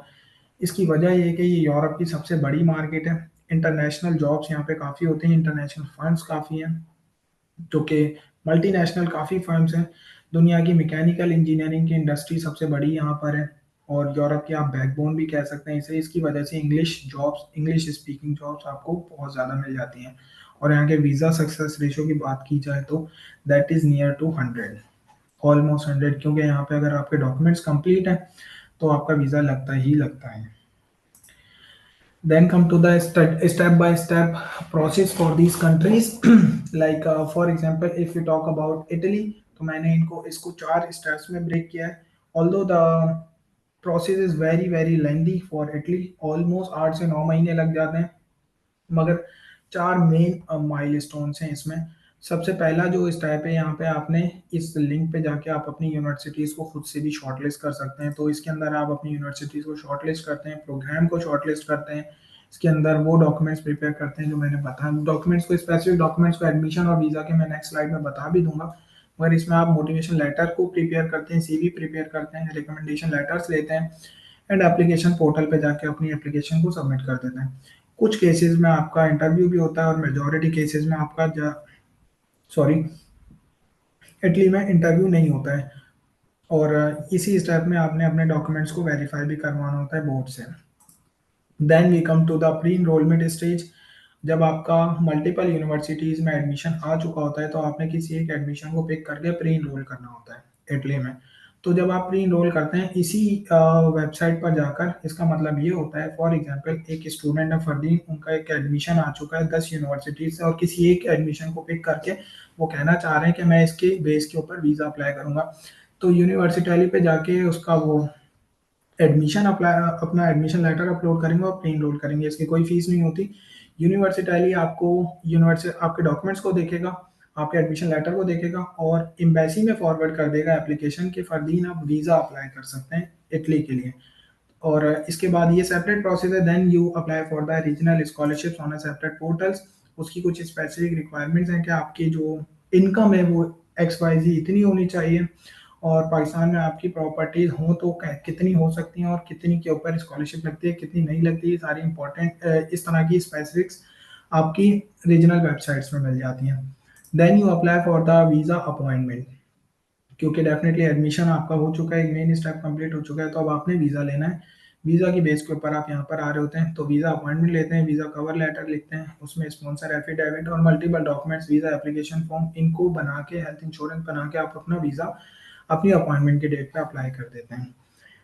अच्छा, यहाँ पे एक इम्पॉर्टेंट चीज़ है इटली के लिए, क्योंकि ये बहुत ही चार्मिंग सा लग रहा होता है कि ऐसा कंट्री जो कि यूरोप में इतने हाई रैंकिंग पे पासपोर्ट है, मिनिमम सी बैंक स्टेटमेंट रिक्वायर्ड है 28 से 30 लाख रुपए, जो कि यहाँ पर अगर कंपेयर करें सिर्फ 10,000 यूरोज बनते हैं, और मिनिमल से डॉक्यूमेंट्स रिक्वायर्ड हैं। तो नंबर ऑफ एप्लीकेशन बहुत ज़्यादा होती हैं, क्योंकि आपको पढ़ने के पैसे मिल रहे हैं, रहना खाना पीना सारी चीज़ें फ्री हैं, पार्ट टाइम जॉब मिल रही है, फ्यूचर के लिए आपका पोस्ट स्टडी वर्क वीज़ा मिल रहा है। तो नंबर ऑफ एप्लीकेशंस बहुत ज़्यादा होते हैं, तो आपने ये माइंड में रखना है। फर्स्ट ऑफ ऑल आपने अर्ली एप्लीकेशंस करनी होती हैं, और हर स्टेप को बहुत ही केयरफुली करना होता है, क्योंकि यहाँ पे आपने बैंक स्टेटमेंट दिखानी है, आरबीआर के टैक्स रिटर्न्स दिखाने होते हैं, बहुत सारे टेक्निकल स्टेप्स होते हैं। तो अगर कोई एक भी पॉइंट उसमें से मिस हो रहा होता है या सिंक्रोनाइज नहीं हो रहा होता है, तो हाई रिजेक्शन चांसेस होते हैं इटली के लिए। तो इटली का वीज़ा काफ़ी कॉम्पिटिटिव होता है। आप खुद करते हैं प्रोसेस या किसी से भी करवाते हैं, तो आपको पता होना चाहिए उनका सक्सेस रेट अच्छा है, या आप जब खुद से कर रहे होते हैं तो आप कॉन्फिडेंट इनफ हैं या नहीं। तो ये चीज़ बहुत इंपॉर्टेंट है इटली के केस में। Then we come to the admission required documents required for admission. Generally educational documents मैंने आपको ऊपर बताया, दो आपके बैचलर के डॉक्यूमेंट, दो इंटर के डॉक्यूमेंट, दो आपके मैट्रिक के डॉक्यूमेंट्स, दैट्स इट। उसके बाद आपके पासपोर्ट्स एंड फोटोग्राफ्स। फोटोग्राफ्स आप वाइट बैकग्राउंड में खिंचवा सकते हैं और उनको ही अपलोड कर सकते हैं। पासपोर्ट आपका बना होना चाहिए, जनरली ये आईडी के बाद, मतलब सीएनआईसी के बाद पासपोर्ट आपका बना ही होता है। अगर नहीं भी बना है तो आप वहाँ पे पाकिस्तान में बनवाएं और उसके साथ अप्लाई होता है, क्योंकि आपकी आइडेंटिटी को शो करता है, नेशनैलिटी को शो करता है। Then recommendation letters, as I already mention, how you need to get to the recommendation letters. अच्छा, एक जो इंपॉर्टेंट पॉइंट मैंने मिस किया ऊपर, आपने रिकमेंडेशन लेटर जब लेना होता है तो कोशिश करें एटलीस्ट एक रिकमेंडेशन लेटर आप उस प्रोफेसर से लें जिसके साथ आपने एफआईपी किया है, क्योंकि यहाँ पे इस चीज़ की बहुत इंपॉर्टेंस है कि जिसके साथ आपने एक साल गुजारा है वो आपके बारे में क्या राय रखते हैं। Then come to the motivation letter. आपको पता होना चाहिए कि मोटिवेशन लेटर को किस तरह से स्ट्रक्चर्ड किया जाएगा, अपनी प्रोफाइल को किस तरह से रिलेट किया जाएगा। Then finally come to the CV and additional courses. These are the minimal documents required for the admission, but you need to know how to prepare these documents, क्योंकि एक एक डॉक्यूमेंट बहुत इंपॉर्टेंट होता है। यही वो डॉक्यूमेंट है जो आपको एक्सेप्टेंस की तरफ भी ले जा सकते हैं और रिजेक्शन की तरफ भी ले जा सकते हैं। Then we come to the visa documents. तो डेफिनेटली सबसे पहले आपके पास एडमिशन लेटर और प्री इनरोलमेंट की समरी होनी चाहिए। Then you come to the bank statement and the tax return proof. अब जैसे मैंने बताया कि 28 से 30 लाख एक मिनिमम बैंक स्टेटमेंट समझी जाती है। उसके अंदर आपने पैसे किस तरह से पुट किए हैं ये बहुत इंपॉर्टेंट है। मैंने ऐसे भी रिजेक्शंस देखी हैं जिनका 1 करोड़ रुपए की भी अगर उन्होंने स्टेटमेंट शो की है उनकी रिजेक्शन थी, और ऐसी भी एक्सेप्टेंसेस देखे हैं जिनके सिर्फ 12-15 लाख रुपए रखे हुए थे लेकिन उनका प्रूफ प्रॉपर था, तो उनका वीज़ा लग गया था। तो ये बहुत ही टेक्निकल स्टेप्स होते हैं, अगर ये एक दूसरे के साथ सिंक्रोनाइज नहीं है, अगर आपके साथ किसी एक्सपीरियंस बंदे ने ये सारी चीज़ें नहीं करवाई हैं, अगर आपने खुद से की हैं तो आपके पास प्रॉपर नॉलेज होनी चाहिए, तो तब जाके वीज़ा लगता है, अदरवाइज एंट्री की रिजेक्शन हाई होती है। देन सीमिया और डिक्लेरेशन ऑफ वैल्यू, ये एक बहुत इंपॉर्टेंट डॉक्यूमेंट होता है जो कि आपकी सिंपली ये बता रहा होता है, अगर कोई फॉर एग्जांपल स्टूडेंट है इरफान, वर्चुअल यूनिवर्सिटी में फॉर एग्जांपल वो पढ़ रहे हैं, तो जब उन्होंने बैचलर अपना कंप्लीट किया है और यहाँ पर अप्लाई कर रहे हैं तो सीमिया में वो अप्लाई करेंगे। सीमिया वो ये बताएगा इटली में कि आपकी वर्चुअल यूनिवर्सिटी एक्सेप्टेड है या नहीं, और आपकी जो भी डिग्री है, कम्युनिकेशन इंजीनियरिंग या फिर डाटा साइंस में बैचलर या सिविल इंजीनियरिंग में बैचलर है, तो वो वहाँ पे किसके इक्विवेलेंट है। और तो सीमिया ये डॉक्यूमेंट बता रहा होता है। सीमिया बेसिकली सिंध और बलूचिस्तान के स्टूडेंट्स के लिए होता है। Then declaration of values KP K, Punjab और गिलगित बल्तिस्तान के स्टूडेंट्स के लिए होता है जो कि इस्लामाबाद एम्बेसी से अप्लाई कर रहे होते हैं। देन आपको ये भी शो करना होता है कि आपका अकोमोडेशन ऑलरेडी बुकड है एंड आपके पास फ्लाइट्स भी बुकड हैं। Then come to the visa cover letter. ये एक बहुत इंपॉर्टेंट डॉक्यूमेंट, इस वजह से यहाँ पे आप वीज़ा ऑफिसर को कन्विंस करते हैं इस डॉक्यूमेंट की बेस के ऊपर कि आप इटली क्यों जा रहे हैं पढ़ने के लिए। डेफिनेटली आपने सिंपली ये नहीं लिख देना होता कि मैंने पाकिस्तान के लिए बहुत कुछ करना है, तो वो ये कंसिडर करते हैं तो आप जा क्यों रहे हैं, आप पाकिस्तान में रह के करें जो आपने करना है। तो be realistic always and mention your conditions, like for example मैंने स्कॉलरशिप्स में तो काफ़ी इजी हो जाता है वीज़ा लगना, लेकिन अगर इटली की बात की जाए तो वहाँ पे आपने प्रॉपर एक स्टोरी बिल्ड करनी होती है जो कि रियलिस्टिक भी लगे। अब फॉर एग्जांपल एक स्टूडेंट की 2.6 जीपीए और वो कहते हैं मैं जाके ये रिसर्च करूंगा, आगे पीएचडी करूंगा और मैं वहाँ पे टॉप करूंगा, तो बात सेंस नहीं बना रही होती। आपने वीज़ा ऑफिसर को लॉजिकल मैनर्स में रह के कन्विंस करना होता है। एंड अगर आपके पास कोई इंटर्नशिप या जॉब एक्सपीरियंस लेटर है तो आप उसको वीज़ा फाइल में मेंशन करें। एक इंपॉर्टेंट चीज़ होती है जो कि शो कर रहा होता है आप ऑलरेडी भी किसी चीज़ के साथ engaged हैं। Then come to the Germany steps for admission process and until the visa .de आप यहाँ पे जाके अपने प्रोग्राम्स को शॉर्टलिस्ट कर सकते हैं, यूनिवर्सिटी को शॉर्टलिस्ट कर सकते हैं। देन यहीं पर आप अपनी motivation letter, CV, documents remain same for the application that I mention already multiple times above. तो उनको लेकर आप अपने एडमिशन्स को अप्लाई कर रहे होते हैं। अच्छा, जर्मनी में सबसे इंपॉर्टेंट चीज़ ये है कि यहाँ के जो पोर्टल्स हैं, इटली में भी थोड़ा इस तरह की चीज़ है कि पोर्टल्स काफ़ी कॉम्प्लिकेटेड हैं। अक्सर पोर्टल्स तो इस तरह के हैं जो कि जर्मन से इंग्लिश में ट्रांसलेट नहीं हो रहे होते या इटालियन से इंग्लिश में ट्रांसलेट नहीं हो रहे होते, तो आपको बहुत केयरफुल रहना होता है। कोई भी ये गलत स्टेप या गलत टिक चेक बॉक्स आपको रिजेक्शन की तरफ ले जाता है और आपकी एप्लीकेशन फीस वेस्ट हो जाती है सिंपली। तो इस स्टेप में, पहले स्टेप में आप ये सारी चीज़ें करके अपने एडमिशन अप्लाई कर रहे होते हैं। सेकेंड स्टेप में जब आपका एडमिशन अप्लाई हो जाता है उसके बाद आप वेट करते हैं जब आपका एडमिशन आया, उसके बाद आप वीज़ा अपॉइंटमेंट की तरफ जाते हैं। वीज़ा एप्लीकेशन प्रिपेयर करने के लिए आपको ब्लॉक्ड अकाउंट इंपॉर्टेंट होता है। ब्लॉक्ड अकाउंट एक ऐसा, उसको मैं अपने नेक्स्ट स्लाइड में क्लियरली बता भी दूंगा। थर्ड स्टेप में आपने अपनी मोटिवेशन प्रिपेयर करनी होती है। यहाँ पे भी आपको वीज़ा कवर लेटर चाहिए होता है वीज़ा एप्लीकेशन के लिए, और अपॉइंटमेंट इंपॉर्टेंट होती है। अपॉइंटमेंट के इश्यूज अक्सर जगहों पे चल रहे होते हैं, उनको भी मैं क्लियरली मेंशन कर दूंगा कि कौन से कंट्री के लिए अपॉइंटमेंट ज़्यादा चैलेंजिंग है, कौन से रीजन्स के लिए ज़्यादा चैलेंजिंग है। When we come to the documents, तो एजुकेशनल डॉक्यूमेंट्स एडमिशन के लिए एग्जैक्टली सिमिलर हैं जो कि इटली के लिए रिक्वायर्ड होते हैं। जो वीज़ा के लिए डॉक्यूमेंट्स रिक्वायर्ड हैं, यहाँ पे bank statement and source of income तो चाहिए होता है इस्लामाबाद स्टूडेंट्स के लिए ओनली। बट यहाँ पे एक ब्लॉक्ड अकाउंट कंफर्मेशन चाहिए होती है जो कि 12,000 यूरोज आपने जर्मन बैंक अकाउंट में रखवाने होते हैं, और उसकी कंफर्मेशन लेनी होती है उस जर्मन बैंक से जिसकी बेस के ऊपर आप वीज़ा अप्लाई कर रहे होते हैं। 12,000 euros is also it's self not very big investment, क्योंकि ये आपके अपने ही अकाउंट में जमा हो रहे होते हैं, कोई खर्च नहीं हो रहे होते हैं। आप अपने लोकल बैंक से इसमें ट्रांसफ़र करवाते हैं, क्योंकि जर्मनी कंसिडर करता है कि आप यहाँ पे पढ़ने के लिए आ रहे हैं, जॉब्स ढूंढने नहीं आ रहे, रोड पे नहीं रहेंगे, उनकी इकॉनमी पे बर्डन नहीं बनेंगे। तो आपके पास ब्लॉक्ड अकाउंट होना चाहिए, इसकी बेस पे आपका वीज़ा अप्लाई होता है। Then health insurance and initially admission letter and language certificate. अच्छा, इटली के लिए शायद ये मैंने मेंशन नहीं किया, इटली के लिए language certificate, English proficiency certificate की बेस पे भी आप एडमिशन भी अप्लाई कर सकते हैं, वीज़ा भी। Because I have seen multiple cases in which we did the process for students without IELTS। Sir Syed university, NED university और मल्टीपल यूनिवर्सिटीज़ के बहुत सारे स्टूडेंट्स को हम ऑलरेडी विदाउट आइल्स फुली फंडेड स्कॉलरशिप्स पे बुला चुके हैं। बट फॉर जर्मनी ये एम्बेसी की रिक्वायरमेंट होती है। कुछ केसेस में आप बच भी जाते हैं अगर यूनिवर्सिटी से एग्जामिशन लेटर लेते हैं, but I highly recommend for students if they are willing to come to Germany they should attempt the IELTS. Now come to the very important point, when to start the process. तो ये बहुत important question है, क्योंकि मैं खुद भी puzzled रहता था हमेशा कि मुझे अपना प्रोसेस कब स्टार्ट करना चाहिए। क्योंकि अगर अब हमने सारी बात, ऑलमोस्ट सारी बातें कर ली हैं कि रिक्वायरमेंट्स क्या होती हैं और कौन से डॉक्यूमेंट्स रिक्वायर्ड होते हैं, कौन कौन से ऑप्शंस हो सकते हैं स्कॉलरशिप्स या फिर रीजनल स्कॉलरशिप। सबसे इम्पोर्टेंट अब आती है बात कि चीज़ों को स्ट्रक्चर्ड करने के लिए हमें अपना प्रोसेस स्टार्ट कब करना चाहिए। तो मैं हाईली रिकमेंड करता हूँ स्टूडेंट्स को, जो पाथ मैंने फॉलो किया जिसमें मुझे सक्सेस मिली, आप भी वो पाथ को फॉलो कर सकते हैं जो एक प्रूवन पाथ है कि आप जब सेवन सेमेस्टर कंप्लीट करें, एट सेमेस्टर में अपना आइल्स अटेम्प्ट करें और अपने डॉक्यूमेंट्स को प्रिपेयर करें। क्योंकि डॉक्यूमेंट्स की जो लिस्ट मैंने मेंशन की है, अगर आप मैक्सिमम भी एक हफ्ता लें, एक हफ्ता मैं शायद ज़्यादा बता रहा हूँ, सिंपल आपने डॉक्यूमेंट्स को स्कैन करवाना है, बनवाना है और डॉक्यूमेंट्स आपके रेडी हैं। मिनिमल से डॉक्यूमेंट्स रिक्वायर्ड होते हैं एडमिशन के लिए या प्रोसेस स्टार्ट करने के लिए।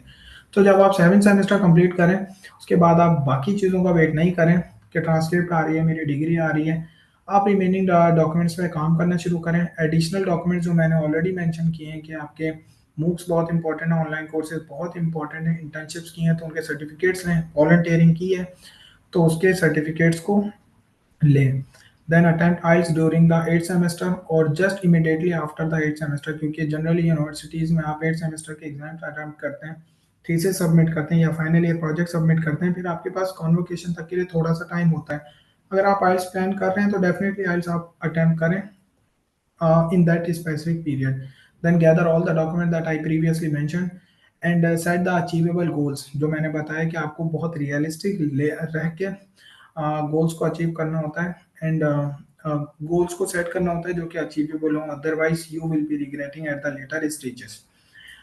Then come to the deadlines, जो कि इंपॉर्टेंट है। मैं नेक्स्ट स्लाइड में भी अभी दोनों कंट्रीज के लिए बताऊंगा कि एप्लीकेशन पीरियड की डेडलाइंस क्या होती हैं, और बहुत इंपॉर्टेंट मैं समझता हूँ कि आपको पता होना चाहिए कि when you are confident enough to start the process, और इस पॉइंट पर आके आपने डिसाइड करना होता है कि अगर आपको, आप इतने कॉन्फिडेंट हैं कि पूरे प्रोसेस की आपको इन्फॉर्मेशन है, then definitely start your process on your own. Because I highly recommend students कि आप अपना प्रोसेस खुद किया करें, क्योंकि मैंने अपना प्रोसेस, पूरा प्रोसेस खुद किया था, और आप भी अपना पूरा प्रोसेस खुद कर सकते हैं। But if you are not confident enough to complete the full process, क्योंकि जैसे मैंने इटली के लिए मेंशन किया, बहुत सारे टेक्निकल स्टेप्स होते हैं, कोई एक भी टेक्निकल स्टेप में आप मिस कर रहे होते हैं या लैग करते हैं, आपका डायरेक्टली वीज़ा रिजेक्ट हो जाता है।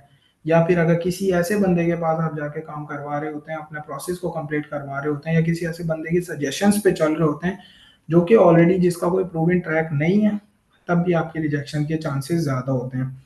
तो इस पॉइंट पे मैं हाईली रिकमेंड करता हूँ कि अगर आप कॉन्फिडेंट हैं तो प्रोसेस खुद ही स्टार्ट करें, अदरवाइज किसी की एजुकेशनल सर्विसेज आप लेना चाहते हैं तो वहाँ पे एजुकेशनल सर्विसेज ले सकते हैं, क्योंकि that is like a balance trade. अगर आप अपना टाइम बचाना चाहते हैं, क्योंकि कुछ स्टूडेंट्स होते हैं जो कि इतना टाइम नहीं दे पा रहे होते अपनी एप्लीकेशंस को प्रिपेयर करने के लिए, like for example some I have multiple students who are very busy with the family stuff and the during the jobs, तो आप उस तरह से कंप्लीटली अपनी प्रोफाइल को टाइम नहीं दे पा रहे होते, तो आप एक एजुकेशनल कंसल्टेंट की तरफ जा सकते हैं।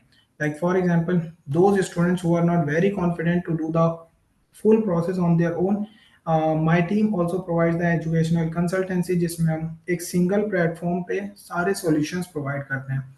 सारे सॉल्यूशंस से मुराद ये है कि आपका एडमिशन प्रोसेस से लेकर करियर काउंसलिंग, ये सारे डॉक्यूमेंट्स की प्रिपरेशन, फाइनेंशियल केस प्रिपरेशन, कि आपने अपने प्रॉपर पूरे केस को किस तरह से एम्बेसी में प्रेजेंट करना है, देन स्कॉलरशिप किस तरह से अप्लाई करनी है, वीज़ा की अपॉइंटमेंट किस तरह से लेनी है, और वीज़ा की फाइल किस तरह से सबमिट करनी है।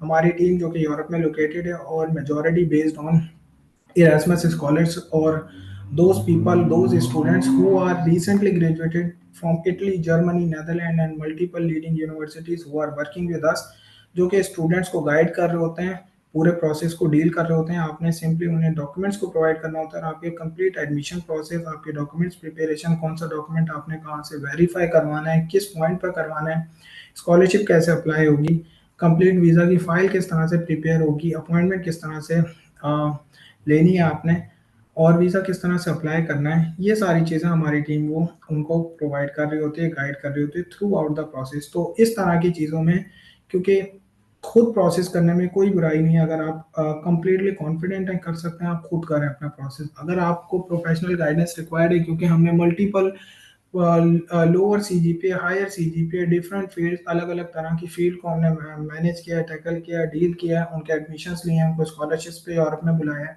तो we already have an experience to provide the services। And देन जो मोस्ट इंपॉर्टेंट चीज़ हम प्रोवाइड करते हैं, आफ्टर वीज़ा सपोर्ट भी प्रोवाइड कर रहे होते हैं। अक्सर केसेस में स्टूडेंट्स को एकोमोडेशन तक गाइड कर रहे होते हैं, और उसके बाद हमारा प्रोसेस यहाँ नहीं कंप्लीट हो जाता, क्योंकि आने के बाद आपने रेजिडेंस परमिट और इनिशियल डॉक्यूमेंटेशन जो करनी होती है, वो भी हम उसमें उनको गाइड कर रहे होते हैं। अच्छा, यहाँ पर मैं एक चीज़ बताता चलूँ, वीज़ा की अपॉइंटमेंट्स। वीज़ा की अपॉइंटमेंट जर्मन, पहले बात करते हैं इटली के लिए। इटली की जो वीज़ा अपॉइंटमेंट्स होती हैं, कराची और मतलब सिंध और बलूचिस्तान के स्टूडेंट्स का केस अप्लाई होता है कराची एम्बेसी से, क्योंकि पाकिस्तान में इटली के लिए सिर्फ दो एम्बेसीज हैं, तो उनका प्रोसेस अप्लाई होता है बलूचिस्तान और सिंध वालों का कराची से। वहाँ पे अपॉइंटमेंट के एज सच कोई ख़ास प्रॉब्लम्स नहीं होती हैं, स्मूथ प्रोसेस होता है। But those students who belongs two GB, KP के और पंजाब, अगर उनका प्रोसेस, अगर उनका एडमिशन प्रोसेस टाइमली नहीं हुआ है, तो उनको अपॉइंटमेंट के बहुत ज़्यादा चैलेंजेस फेस करने पड़ते हैं। इवन दो इसी इनटेक में हमारा ऐसा भी एक्सपीरियंस है कि कुछ ऐसे स्टूडेंट्स जो कि एजेंट्स को 5-5 लाख रुपए देने के लिए रेडी थे, but they could not secure the appointment.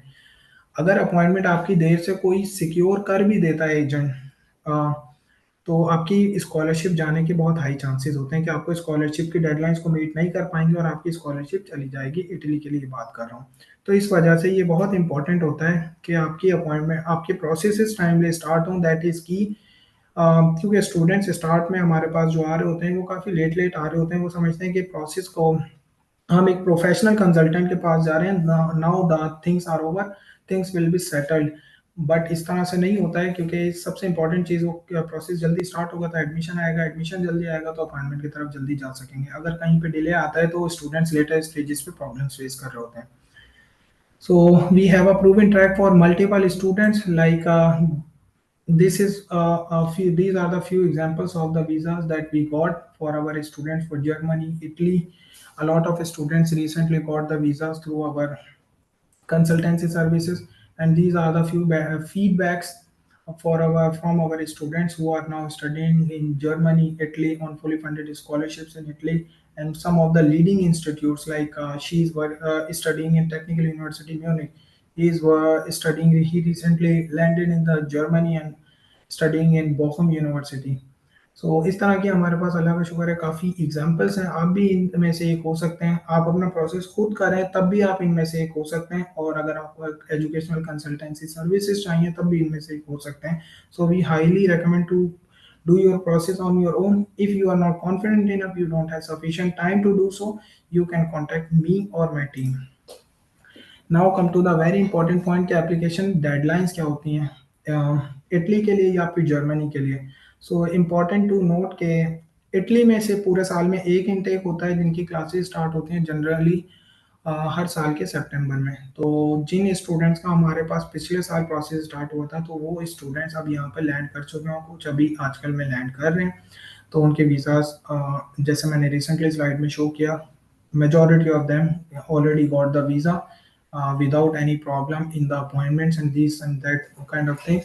So Italy के लिए एक इनटेक होता है। एडमिशन पीरियड अक्टूबर से स्टार्ट हो जाता है। Early applications are very very important. अगर आप खुद भी अप्लाई कर रहे हैं कि हमारे थ्रू कराते हैं या किसी कंसल्टेंट के थ्रू कराते हैं तो early application is very important for appointments. October से एडमिशन्स स्टार्ट हो चुके हैं और majority of the students studies universities Italy में ऐसी हैं जो आपको 7 सेमेस्टर की बेस पे और 8 सेमेस्टर के होप पे एडमिशन दे देती हैं कंडीशनल, जिसकी बेस के ऊपर आपका प्रोसेस आगे बढ़ जाता है और जब आपका डिग्री या ट्रांसलेट आते हैं उसकी बेस के ऊपर वो अपडेटेड एडमिशन लेटर प्रोवाइड कर देती हैं। तो ये डेडलाइन आपको आपके लिए बहुत इंपॉर्टेंट है, अक्टूबर से अप्रैल। कुछ यूनिवर्सिटीज़ अक्टूबर से स्टार्ट होकर नवंबर में बंद हो जाते हैं, कुछ नवंबर से स्टार्ट होकर दिसंबर में बंद हो जाते हैं। कुछ यूनिवर्सिटीज़ ऐसी हैं जो कि एक हफ्ते के लिए नवंबर में खुलेंगी फर्स्ट राउंड, और फिर वो जनवरी में ओपन होगा, फिर वो अप्रैल में ओपन होगा। तो हर यूनिवर्सिटी की डेडलाइंस वेरी कर रही होती हैं, बट जनरली इनके बीच में लाई कर रही होती हैं। और आपका वीज़ा अप्लाई हो रहा होता है इटली के लिए हर साल के तकरीबन जून, जुलाई, अगस्त इन मंथ्स में, और आपका वीज़ा भी इन्हीं मंथ्स में आ रहा होता है अगस्त या सितंबर में, फिर आप फ्लाई कर रहे होते हैं इटली के लिए। Then if you come to the Germany, Germany में एक अच्छी चीज़ ये है कि यहाँ पे दो इनटेक्स होती हैं, एक समर होती है, एक विंटर इनटेक होती है। समर इनटेक वो होती है जिनकी क्लासेस स्टार्ट होती हैं मिड मार्च तक, मिड मार्च टू अप्रैल तक, और इनके एडमिशन प्रोसेस स्टार्ट हो जाता है सितंबर से, जो कि एंड हो रहा होता है जनवरी में। जर्मनी में हर यूनिवर्सिटी की एप्लीकेशन वेबसाइट पे लिखा होता है कि आप डेडलाइन का वेट ना करें, एटलीस्ट डेडलाइन से 6 वीक पहले अप्लाई करें ताकि आपका एडमिशन आपको टाइमली मिल सके, क्योंकि यहाँ पे एडमिशन काफ़ी कॉम्पिटिटिव होता है, क्योंकि फ्यूचर अपॉर्चुनिटीज़ बहुत ज़्यादा हैं, हाई पेइंग जॉब्स हैं।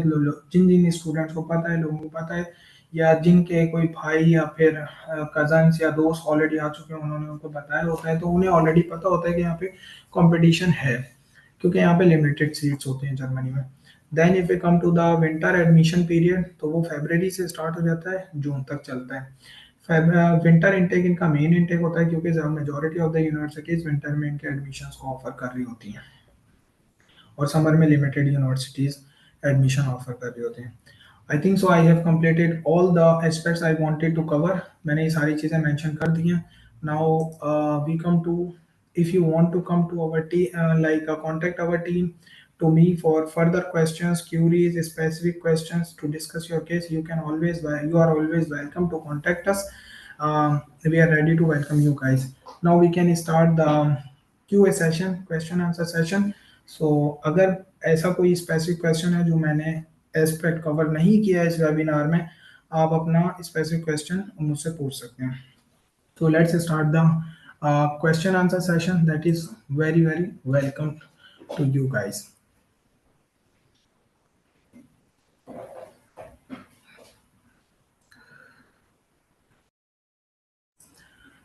आप अपने क्वेश्चंस को चैट में भी पूछ सकते हैं अगर कोई स्पेसिफिक क्वेश्चन है, और आप अपना हैंड रेज करेंगे तो Abrar I think so available है, वो आपको अनम्यूट करते जाएंगे one by one, and we will take the questions. Hello, अस्सलाम वालेकुम.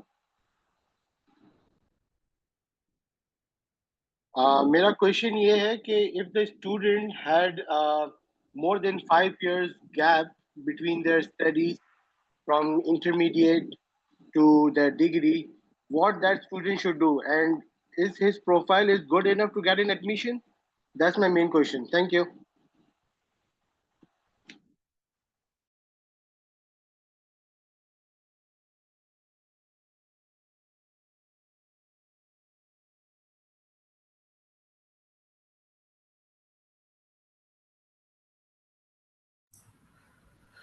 सॉरी, मैं म्यूट था और मैंने आधे से ज़्यादा क्वेश्चन का आंसर कर दिया था.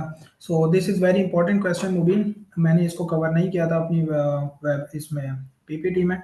सो इट डिपेंड्स ऑन के which country you are applying. Like for example if you are applying for Germany, so वहाँ पे 6 महीने का गैप भी बहुत इंपॉर्टेंट होता है.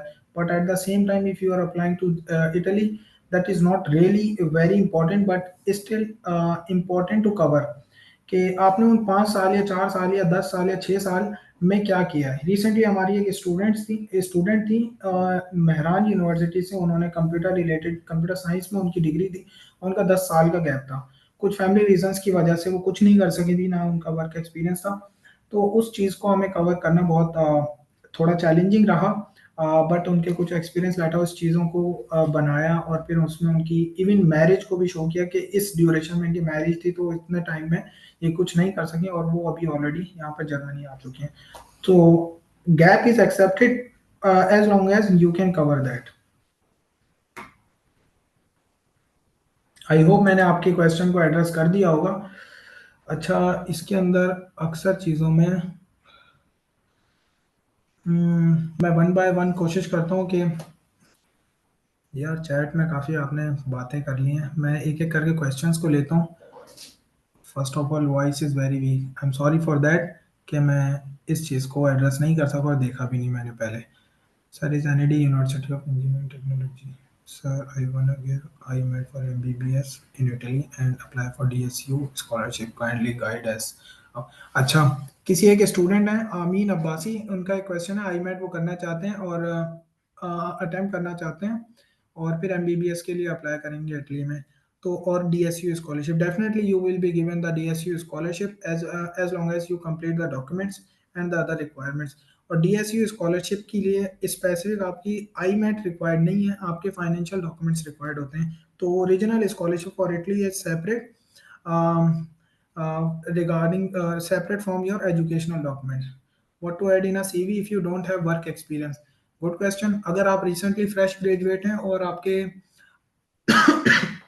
सॉरी वर्क एक्सपीरियंस नहीं है, तो definitely that is not a big deal. आप अपने प्रोजेक्ट सेमेस्टर प्रोजेक्ट्स को पुट कर सकते हैं कि किस तरह से आपने उनमें सीखा, या कोई रिसर्च एक्सपीरियंस दिखा सकते हैं जो कि आपने अचीव किया होगा, कोई प्रोजेक्ट्स किए होंगे, उनको आप मेंशन कर सकते हैं.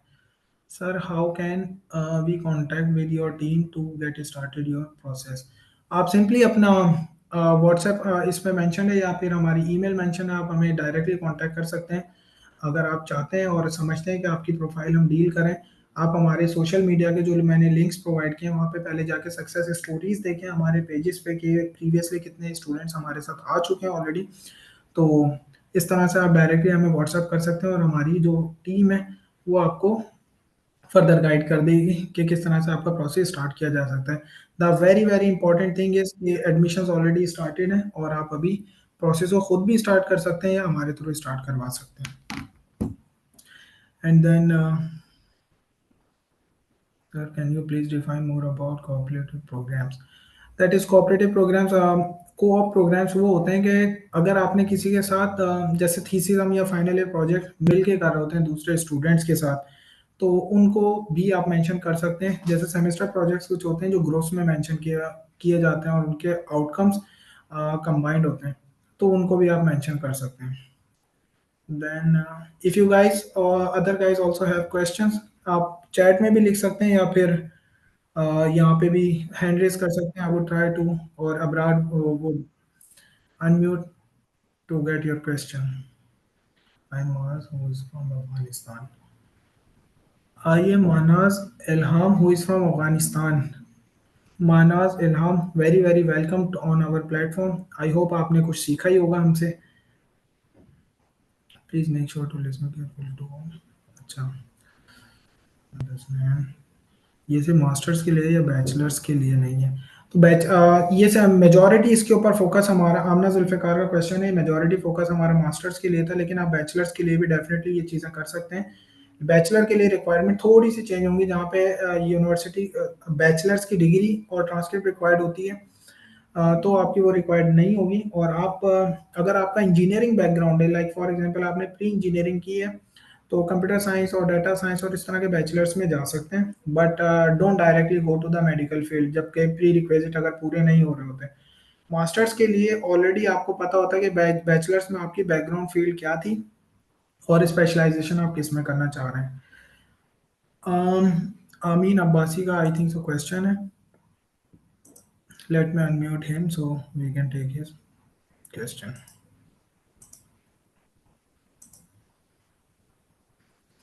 आमीन अब्बासी, आई थिंक सो मैंने आपको अनम्यूट कर दिया, आप अपना क्वेश्चन बता सकते हैं। Again Rida Rehman, sir how to connect with your team to start the process. अभी भी स्क्रीन शेयर्ड है, आप हमें कांटेक्ट कर सकते हैं व्हाट्सएप पे, या फिर आप अपनी क्यूरी के साथ ईमेल कर सकते हैं। जी आमीन अब्बासी, आप अपना क्वेश्चन कर सकते हैं। अस्सलाम वालेकुम। यस, वालेकुम अस्सलाम। Sir, I have completed recently intermediate in Karachi. तो यस यस, अब मुझे जो है वो इटली के लिए है कि मैं एमबीबीएस जो है वहाँ करूँ, लेकिन उसका क्राइटेरिया ये है कि वहाँ आईमेट का टेस्ट देना पड़ेगा। बिल्कुल और मैं चाह रही हूँ पहले डीएसयू जो स्कॉलरशिप है उस पर अप्लाई करके फिर देन आईमेट का टेस्ट दूँ। इंशाल्लाह अगर किसी यूनिवर्सिटी में सेलेक्ट हो जाती हूँ तो फिर वो पेंडिंग जो मेरा स्कॉलरशिप का प्रोसेस होगा उसके ऊपर वो मैं एडमिशन लेटर भी अपना अपलोड कर दूँ। तो इस तरह पॉसिबल है। और दूसरा ये कि डीएसयू की स्कॉलरशिप मिलने के बाद भी क्या ये बैंक स्टेटमेंट का अमाउंट वगैरह शो करना होता है या कितना? ठीक है। अमीन, ये काफ़ी स्पेसिफिक क्वेश्चन है और अच्छा क्वेश्चन है। सबसे इम्पोर्टेंट चीज़ है डीएसयू जो स्कॉलरशिप है, ये रीजनल स्कॉलरशिप है, इसके लिए आपका एजुकेशनल डॉक्यूमेंट रिक्वायर्ड नहीं है। आपके एडमिशन के लिए आईमेट डेफिनेटली रिक्वायर्ड हो सकता है, डिपेंड्स ऑन स्पेसिफिक फील्ड। अगर आपका एडमिशन आ चुका होता है तब उसके बाद आपको आईमेट डीएसयू के लिए नहीं दिखाना होता। ठीक है। और सही। और दूसरी आपका क्वेश्चन क्या था, आई थिंक सो। और दूसरा है कि सर जब डीएसयू की स्कॉलरशिप हमें मिल जाती है तो क्या फिर भी बैंक स्टेटमेंट हमें शो करानी पड़ती है? और हाई लेवल की या 6 to 10 लाख या इस तरीके से करानी होती है? और देखिए, इटली में मल्टीपल टाइप की स्कॉलरशिप्स होती हैं। मैंने जो एस्पेक्ट मेंशन किया था वो लोअर या एवरेज सीजीपीए के स्टूडेंट्स के लिए मेंशन किया था, जिसमें हर कोई अप्लाई कर सकता है। इटली में एक स्कॉलरशिप होती है मेरिट बेस्ड स्कॉलरशिप, जो कि आप यूनिवर्सिटी में डायरेक्टली अप्लाई कर रहे होते हैं अगर आपकी सीजीपीए हाई है। अगर वो स्कॉलरशिप आपको मिलती है तो बैंक स्टेटमेंट की रिक्वायरमेंट फिर भी रहती है दिखाने के लिए, बट वो उस तरह से पॉइंट्स गेन नहीं कर रही होती। अगर आपको मेरिट बेस्ड स्कॉलरशिप मिली है तब आप बैंक स्टेटमेंट, अगर 3 लाख 30 लाख रिक्वायर्ड है, 15 लाख भी शो करते हैं, और मेरिट बेस्ड स्कॉलरशिप है जिसपे मेंशनड है कि Amin Abbasi is our student and we will cover all the expenses of Amin Abbasi, तब उस केस में ये काफी हद तक वेव्ड ऑफ हो जाता है, बट स्टेटमेंट फिर भी मेंशन करनी होती है, क्योंकि एम्बेसी के पॉइंट ऑफ व्यू से वो नहीं रिक्वायर्ड। एम्बेसी के पॉइंट ऑफ व्यू से वो रिक्वायर्ड है, यूनिवर्सिटी के पॉइंट ऑफ व्यू से वो नहीं रिक्वायर्ड, क्योंकि आपकी यूनिवर्सिटी आपको फंड करेगी। अच्छा, और सर एक चीज़ है कि मैंने जितनी इसके ऊपर रिसर्च की थी लाइक, तो मुझे ये पता चला था कि डीएसयू के जो रजिस्ट्रेशन वगैरह होती हैं वो जून में या अगस्त में स्टार्ट हो जाती हैं, लेकिन आईएमएट का टेस्ट होता है सितंबर में। तो मुझे ये पता चला था कि आप स्कॉलरशिप के लिए अप्लाई कर लें, भले से फिर फॉर्म क्लोज भी हो जाता है ना, तो आपकी वो पेंडिंग पे रहती है। आप पहले वो जब रजिस्ट्रेशन वगैरह कराने के बाद आईमेट में क्लियर कर लेती हैं, और फिर आपका जब एडमिशन हो जाता है तो फिर आप एडमिशन लेटर जो है वो अपनी पेंडिंग स्कॉलरशिप में अपलोड कर सकती हैं। तो ये बात क्या ठीक है? मतलब ऐसा ओके, रहता है, होता है? इसमें मैं एक चीज़ आपको बताऊं कि आप दो चीज़ों को मिक्स कर रही हैं। अगर सितंबर में आईमेट के एडमिशन ओपन है और या फिर एप्लीकेशंस ओपन है, उसको डीएसयू से मिक्स ना करें, क्योंकि डीएसयू बिल्कुल एक सेपरेट रीजनल स्कॉलरशिप है। जब आप आईमेट की बेस के ऊपर सितंबर में किसी भी यूनिवर्सिटी में अप्लाई करके एडमिशन ले लेंगी, तो उस एडमिशन लेटर की बेस के ऊपर नेक्स्ट जून में डीएसयू में अप्लाई करेंगे। डीएसयू में विदाउट एडमिशन लेटर आपका अप्लाई नहीं होगा। डीएसयू के लिए educational document is not a requirement, बस आपको एडमिशन लेटर चाहिए, जो एडमिशन लेटर मिलेगा आपको आईमेट की बेस पे। तो इन दोनों चीज़ों को ओके, मिक्स, ओके। ठीक है। I hope I have addressed your question. Yes, बाकी भी students I would highly encourage to ask for the questions, अगर किसी का भी कुछ क्वेश्चन या क्यूरी रिमेनिंग है। Meanwhile I would read through the chats. Rida Rahman, already I assisted, like you guys can directly contact us on WhatsApp. Want to ask a question? Isn't it possible to get admission in masters after 4 to 5 years of bachelor's? बिल्कुल आप ले सकते हैं। समीन का question है कि 4 से 5 साल के गैप के बाद आप मास्टर्स में एडमिशन ले सकते हैं क्या बैचलर? अगर आपके पास वर्किंग एक्सपीरियंस है अपनी रेलेवेंट फील्ड का या समहाउ उसको कवर कर सकती हैं, तो डेफिनेटली आपको इटली में भी एडमिशन मिल जाएगा मास्टर्स में, और जर्मनी में भी। Then Anas Nasri, how to connect your team? You can directly contact WhatsApp us or email us with your query and with your profile. My team would discuss your case further and we can proceed further. किसी और का भी question है तो आप अपने hand raise कर सकते हैं और उसके बाद हम उनको अनम्यूट करके उनके क्वेश्चंस ले लेंगे। Then Sayyeda Azka Jamali, visa appointment for Germany. So visa appointments for Germany, sorry I think so अगर मैंने उसको मिस कर भी दिया है, तो उसमें मोस्ट इम्पॉर्टेंट चीज़ ये होती है कि आपका एडमिशन जल्दी आना चाहिए। जल्दी से मुराद as soon as you get the admission letter, हम उसका ब्लॉक्ड अकाउंट ओपन करते हैं। जब क्योंकि वीज़ा अपॉइंटमेंट की वेटिंग लिस्ट ज्वाइन होती है जर्मनी में, कोई एजेंट्स का कोई रोल नहीं होता बीच में, या फिर आप खुद से एम्बेसी में नहीं अप्लाई कर रहे होते, डायरेक्ट सिर्फ आप अपना वो ज्वाइन कर रहे होते हैं वेटिंग लिस्ट। जब आपका एडमिशन आ गया है, ब्लॉक अकाउंट ओपन करेंगे, ब्लॉक अकाउंट ओपन हो गया है, तब वेटिंग लिस्ट ज्वाइन कर लेंगे जर्मनी की। सिंपली वो फिर आपके डॉक्यूमेंट्स को देख के, ब्लॉक अकाउंट और एडमिशन को देख के आपको ईमेल कर देंगे कि इस एग्जैक्ट डेट को, जैसे फॉर एग्जांपल सैयदा अज़का जमाली की इस स्पेसिफिक डेट को अपॉइंटमेंट है, आप अपने डॉक्यूमेंट्स को लेकर आएँ और उन्हें सबमिट कर दें। Then Ramisha Ahmed का क्वेश्चन है, I have a domicile of Punjab but I study in SSUT, so DOB simia which do I apply? अच्छा, इसमें इंपॉर्टेंट चीज़ ये है कि डोमिसाइल आपका एम्बेसी में सबमिट ही नहीं होता है।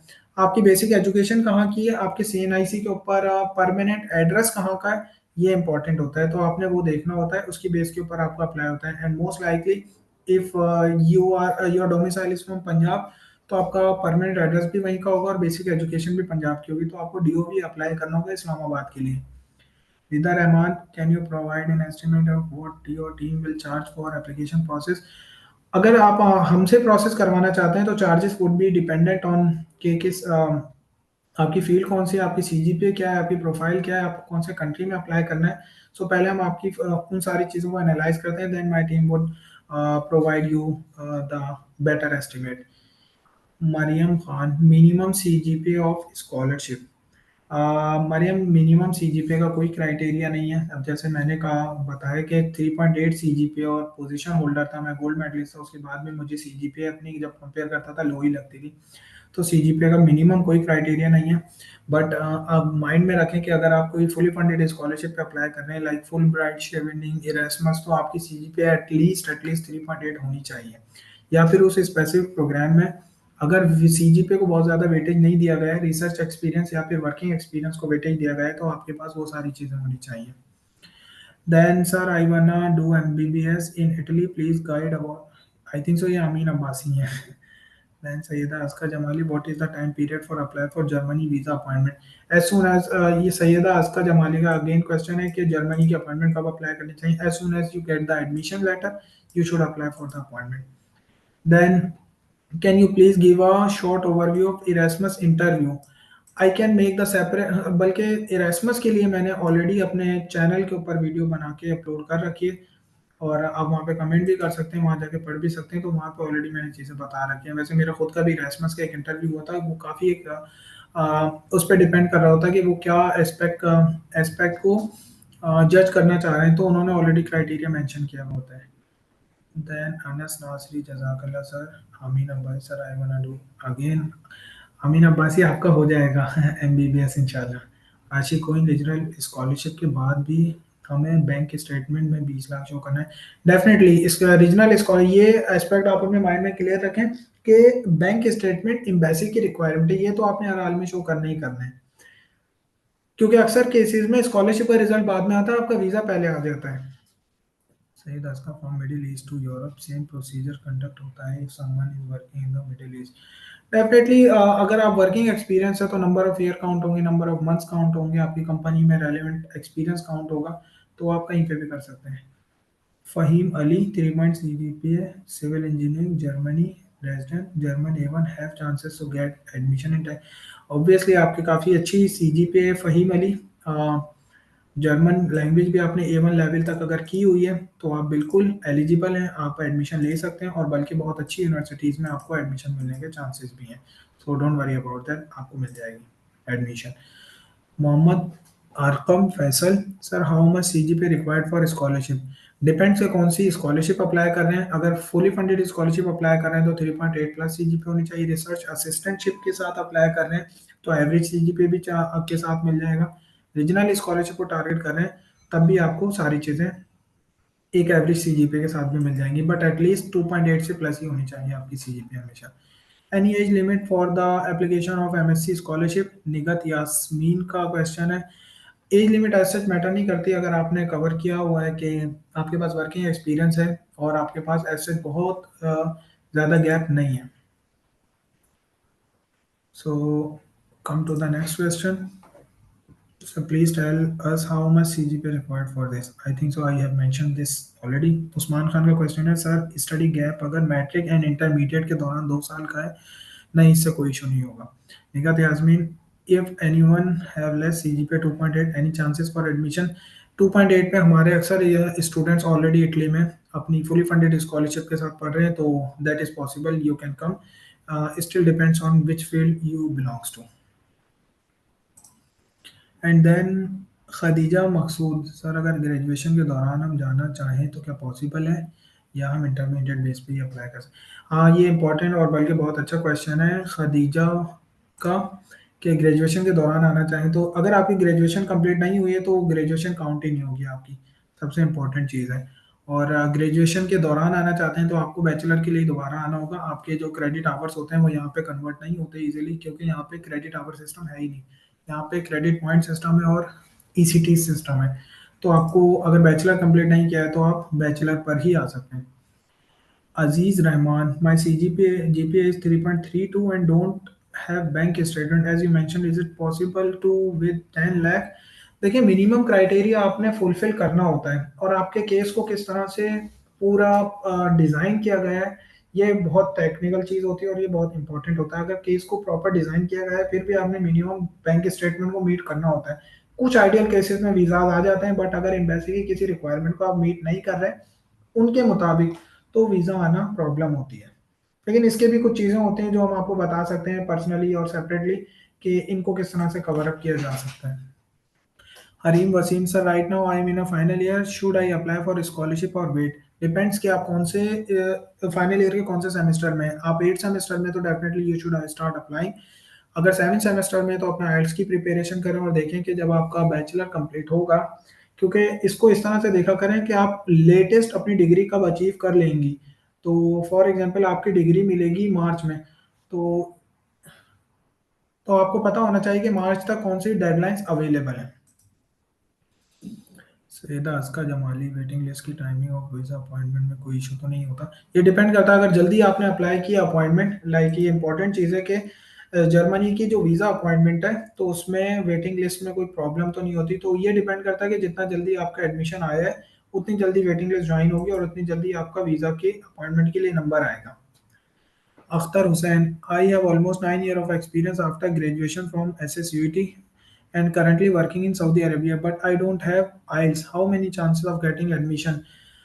अख्तर हुसैन, आपको बिल्कुल एडमिशन मिल सकता है और ऐसे केसेस भी हमने देखे भी हैं, डील भी किए हैं, जिनमें स्टूडेंट्स का वर्किंग एक्सपीरियंस अच्छा खासा होता है। और आई थिंक सो मैंने वेबिनार में ही मेंशन किया, हमारे मेजॉरिटी केसेस इटली वाले तो हैं ही ऐसे जिनमें विदाउट आईएलटीएस वो प्रोसीड किए और विदाउट आईएलटीएस उनको फुली फंडेड स्कॉलरशिप्स मिले। तो आपको एडमिशन भी मिल जाएगा और स्कॉलरशिप भी मिल जाएगी depending on your programme and GPA. Bachelor in civil engineering with 3.31 CGPA, Akhtar Hussain. हाँ, आपकी प्रोफाइल अच्छी है। Being a civil engineer I can say that your work experience is also matters a lot. तो आपको एडमिशन भी मिल जाएगा और इंशाल्लाह स्कॉलरशिप भी। Zubaira Khan, can you guide me which country और university is best for psychology? Depends कि आप रिसर्च ओरिएंटेड प्रोग्राम्स में जाना चाहते हैं और आपकी सीजीपीए कितने हैं, क्योंकि बेस्ट कंट्रीज तो दुनिया में सब्जेक्टिव चीज़ है कि आपको बेस्ट क्या लगता है। मैं इस तरह से देखता हूँ कि अपॉर्चुनिटीज़ कहाँ पे ज़्यादा अच्छी हैं और आपकी कंडीशंस किस तरह की हैं, कि बैकग्राउंड फाइनेंशियल सिचुएशन किस तरह की हैं। अगर आप बेयर कर सकती हैं 70-80-90 लाख रुपए, तो English countries are best. If you are not willing to invest that much amount you should target the scholarships in Europe. Bachelors in computer science with 2.5 CGPA, Arham Hasan. That's आप बॉर्डर लाइन पे खड़े हुए हो और 2.5 is the minimum criteria needed for Italy at least. Germany में आपका CGPA के साथ पब्लिक यूनिवर्सिटी में एडमिशन, सॉरी, और इटली के लिए काफ़ी वो है, चैलेंजिंग है but not impossible. Without IELTS possible है admission public? Yes of course it is possible. Ashi queen का क्वेश्चन है। हाँ, विदाउट आइल्स आप को एडमिशन भी मिल सकता है, वीज़ा भी मिल सकता है, स्कॉलरशिप भी। अनस नासरी, जजाकल्ला sir. Arham Hasan, sir best universities in Germany for computer science. Arham, ये डिपेंड करता है, आज मैंने आपको वेबसाइट मेंशन किया, आप खुद भी उस पर सर्च आउट कर सकते हैं। आप हमारी टीम से कांटेक्ट करें, अगर करते हैं तो हम भी आपको ये सर्च आउट करके दे सकते हैं। Shafia Moin, CGPA, I don't know what you are talking about और what you are asking, I am sorry to not responding. Khadija Maqsood, sir मेरा बैचलर एआई में है और CGPA 3.4 है, तो मैं इंटरमीडिएट पर ही अप्लाई कर दूं? बैचलर एआई में है। अब मुझे ये नहीं पता कि आपने बैचलर अगर किया हुआ है तो 3.4 तो एक अच्छी जीपीए, आप मास्टर्स के लिए अप्लाई करें, या अगर ड्यूरिंग आप बैचलर से थर्ड ईयर तक है तो मैं सजेस्ट करूंगा कि फोर्थ ईयर कंप्लीट करके मास्टर्स करें। अगर फर्स्ट या सेकंड ईयर में ही है तो हाँ, आप स्किप करके जर्मनी या फिर इटली की तरफ आ सकती हैं। Bachelors in architecture 3.4 CGPA, Namira Azhar, currently working in industry, which one is the best for the master, Italy और जर्मनी?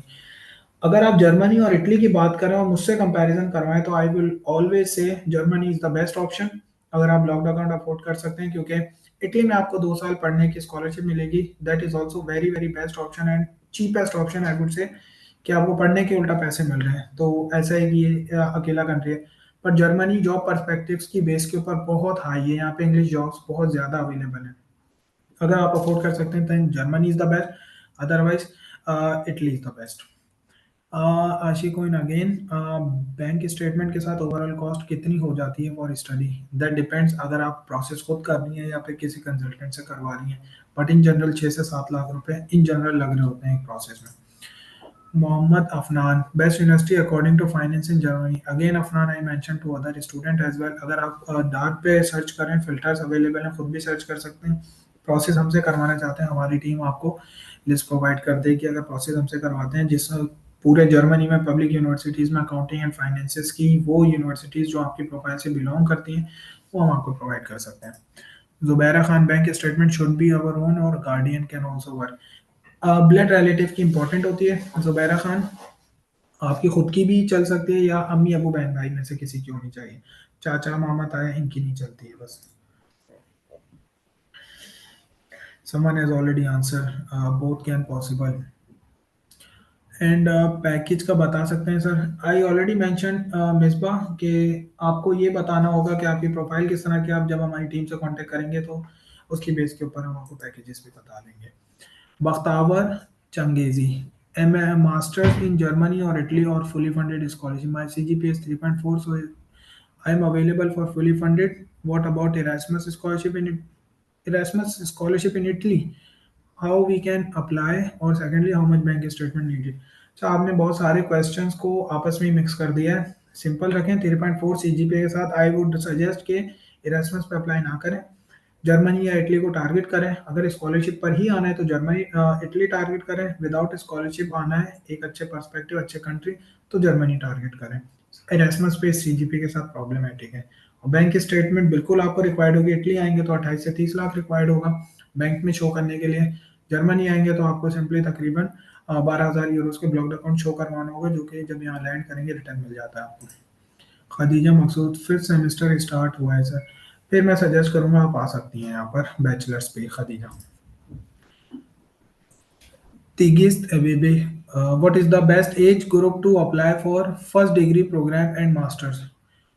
बेस्ट एज की रिक्वायरमेंट नहीं है, आपकी डिग्री जब कंप्लीट होती है आप अप्लाई कर सकते हैं। What about language proficiency test, is there any site free to access? बिल्कुल, आप आइल्स की मॉक टेस्ट की काफ़ी साइट्स अवेलेबल हैं, इंटरनेट पे लिखें, अदरवाइज आप मुझे पर्सनल भी मैसेज कर दें, मेरी टीम को मैसेज करते हैं, मैं वहाँ पे भी आपको लिंक शेयर कर दूंगा।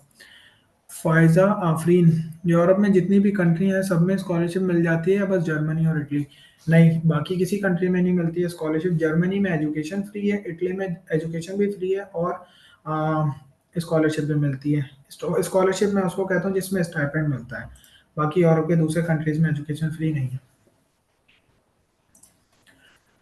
मरियम अल्लाह मेहर, CGPA is 3.7, BS in English and currently enrolled in MPhil Bauddin Zakaria University, likely from Multan. Is it possible to get? बिल्कुल, 3.7 is a very good CGPA. You are eligible to apply for scholarships. Aziz Rahman, best fully funded scholarship name in Italy. Fully funded regional is already a fully funded scholarship. Merit scholarship होती है, उसके अलावा MAECI जो कि यहाँ की ministry provide करती है, that is also fully funded scholarship. Aziz Rahman, आशिकोइन bank statement DSU के साथ 6 से 10 लाख शो करनी होती है ना सर? आशिकोइन, अगर DSU अलग चीज़ है, DSU आपको इटली के लिए, बैंक स्टेटमेंट आपकी पाकिस्तानी एम्बेसी के लिए, वहाँ पे तो आपको उनकी रिक्वायरमेंट फुलफिल करनी होगी जितनी उनको रिक्वायर्ड है बैंक स्टेटमेंट पाकिस्तान में। Which level of German proficiency is desirable? Syeda आस्का जमाली, जितना ज़्यादा आप सीख सकें उतनी अच्छी बात है, बट आपका जो प्रोग्राम होगा वो इंग्लिश टॉट होगा, जो जर्मन प्रोफिशिएंसी होगी वो आपको जॉब्स लेने में और यहाँ पे डेली लाइफ में हेल्प करेगा। Areesha, I think so I can take more 5 to 10 minutes or a couple of questions more, then we will conclude. Is it necessary to learn German language like if you are good at English? नहीं, German language important नहीं है, जब आप यहाँ पे आ रहे होते हैं इंग्लिश टॉट प्रोग्राम्स होते हैं। मिसबा, 3.8 CGPA सिविल इंजीनियरिंग, आइल्स करना मुश्किल हो रहा है, कोई हल है इसका विदाउट आइल्स, और पैकेज कितना बनता काइंडली बता सकते हैं? ये डिपेंड करता है मिसबा कि आप जर्मनी आ रहे हैं तो फिर आपको आइल्स की हम ट्रिक्स भी बता देंगे और आपको सारी चीज़ें मतलब उसमें हेल्प आउट भी कर देंगे, और पैकेज डिपेंड करता है आपकी प्रोफाइल के ऊपर और आपके कंट्री के ऊपर कहाँ पर आ रहे होंगे, तो वो हम आपको जब आप हमारी टीम से कांटेक्ट करेंगे बता देंगे इंशाल्लाह। और इटली अगर आना चाहते हैं तो इस CGPA पे आपको मेरिट स्कॉलरशिप मिल जाएगी जिसमें बैंक स्टेटमेंट भी मिनिमम रिक्वायर्ड होगी और आइल्स भी शो नहीं करना होगा। मरियम अल्लाह sir, passport is compulsory? Definitely. How will you prove your nationality otherwise? Umarul Haq sir, external scholarship and other scholarship में requirements में क्या difference है? External scholarship I don't know कि आप किसको mention कर रहे हैं, मगर अगर merit scholarship है तो CGPA बहुत high required है, अगर research scholarship है तो वहाँ पे assistantship research experience required है, बाकी educational documents remain same. आई थिंक सो सारे क्वेश्चंस हम ले चुके हैं, अगर किसी का कोई क्वेश्चन है तो आप उसको हैंड रेस कर सकते हैं और फिर मैं उसको एड्रेस करने की कोशिश करूंगा, otherwise we can now conclude. I would highly recommend कि आप के जितने मज़ीद क्वेश्चंस हैं वो आप हमें हमारी टीम को भी कांटेक्ट कर सकते हैं और हमारे जो सोशल मीडिया की कम्युनिटी है उसको ज्वाइन कर सकते हैं। अमीन अब्बासी सर, एटलीस्ट इटली के लिए कितनी बैंक की स्टेटमेंट चाहिए होती है? 28 से 30 लाख आपकी स्टेटमेंट चाहिए होती है। Saida Aska, thank you for removing all the confusion. You guys are always welcome. Amin Abbasi, like after getting DSU scholarship. DSU scholarship मिलने के बाद, DSU scholarship आपको बाद में मिलती है, बहुत बाद में मिलती है वीज़ा के बाद, यहाँ आने के बाद। तो DSU को उसके साथ लिंक ना करें प्लीज़, वीज़ा के साथ। Safiullah Khan, after graduation from civil engineering, how much GPA is required if we are graduated from आप कहीं से भी ग्रेजुएट हुए तो उनका एक स्पेसिफिक क्राइटेरिया होता है जिस मास्टर्स में आप अप्लाई कर रहे होते हैं। एक सोबर सीजीपीए होती है 3 इटली के लिए, और जर्मनी के लिए एक सोबर सीजीपीए होती है 3.4 या 3.5। अनस नासरी ने अपना ही नाम लिख दिया, अनस नासरी। Okay Anas Nasri. Amin Abbasi, okay sir, thank you.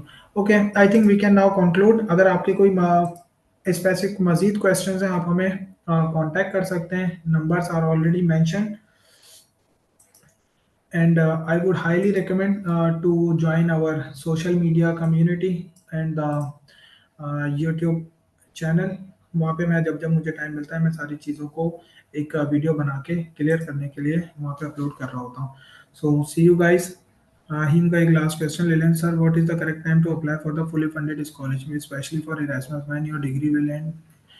मेरी भी डिग्री मार्च में कंप्लीट हुई थी 2022 में, बट मैंने अप्लाई कर दिया था सितंबर में पिछले साल के। तो आप भी अभी अप्लाई कर सकते हैं, this is the right time to apply. Okay, आप सब अपना ख्याल रखिएगा। बहुत शुक्रिया आप लोगों के सेमिनार को अटेंड करने का, आपके टाइम के लिए, जो कि शो कर रहा होता है कि आपके बहुत हाईली मोटिवेटेड स्टूडेंट्स हैं। इंशाल्लाह फिर आपके साथ बात होगी। अल्लाह हाफिज़।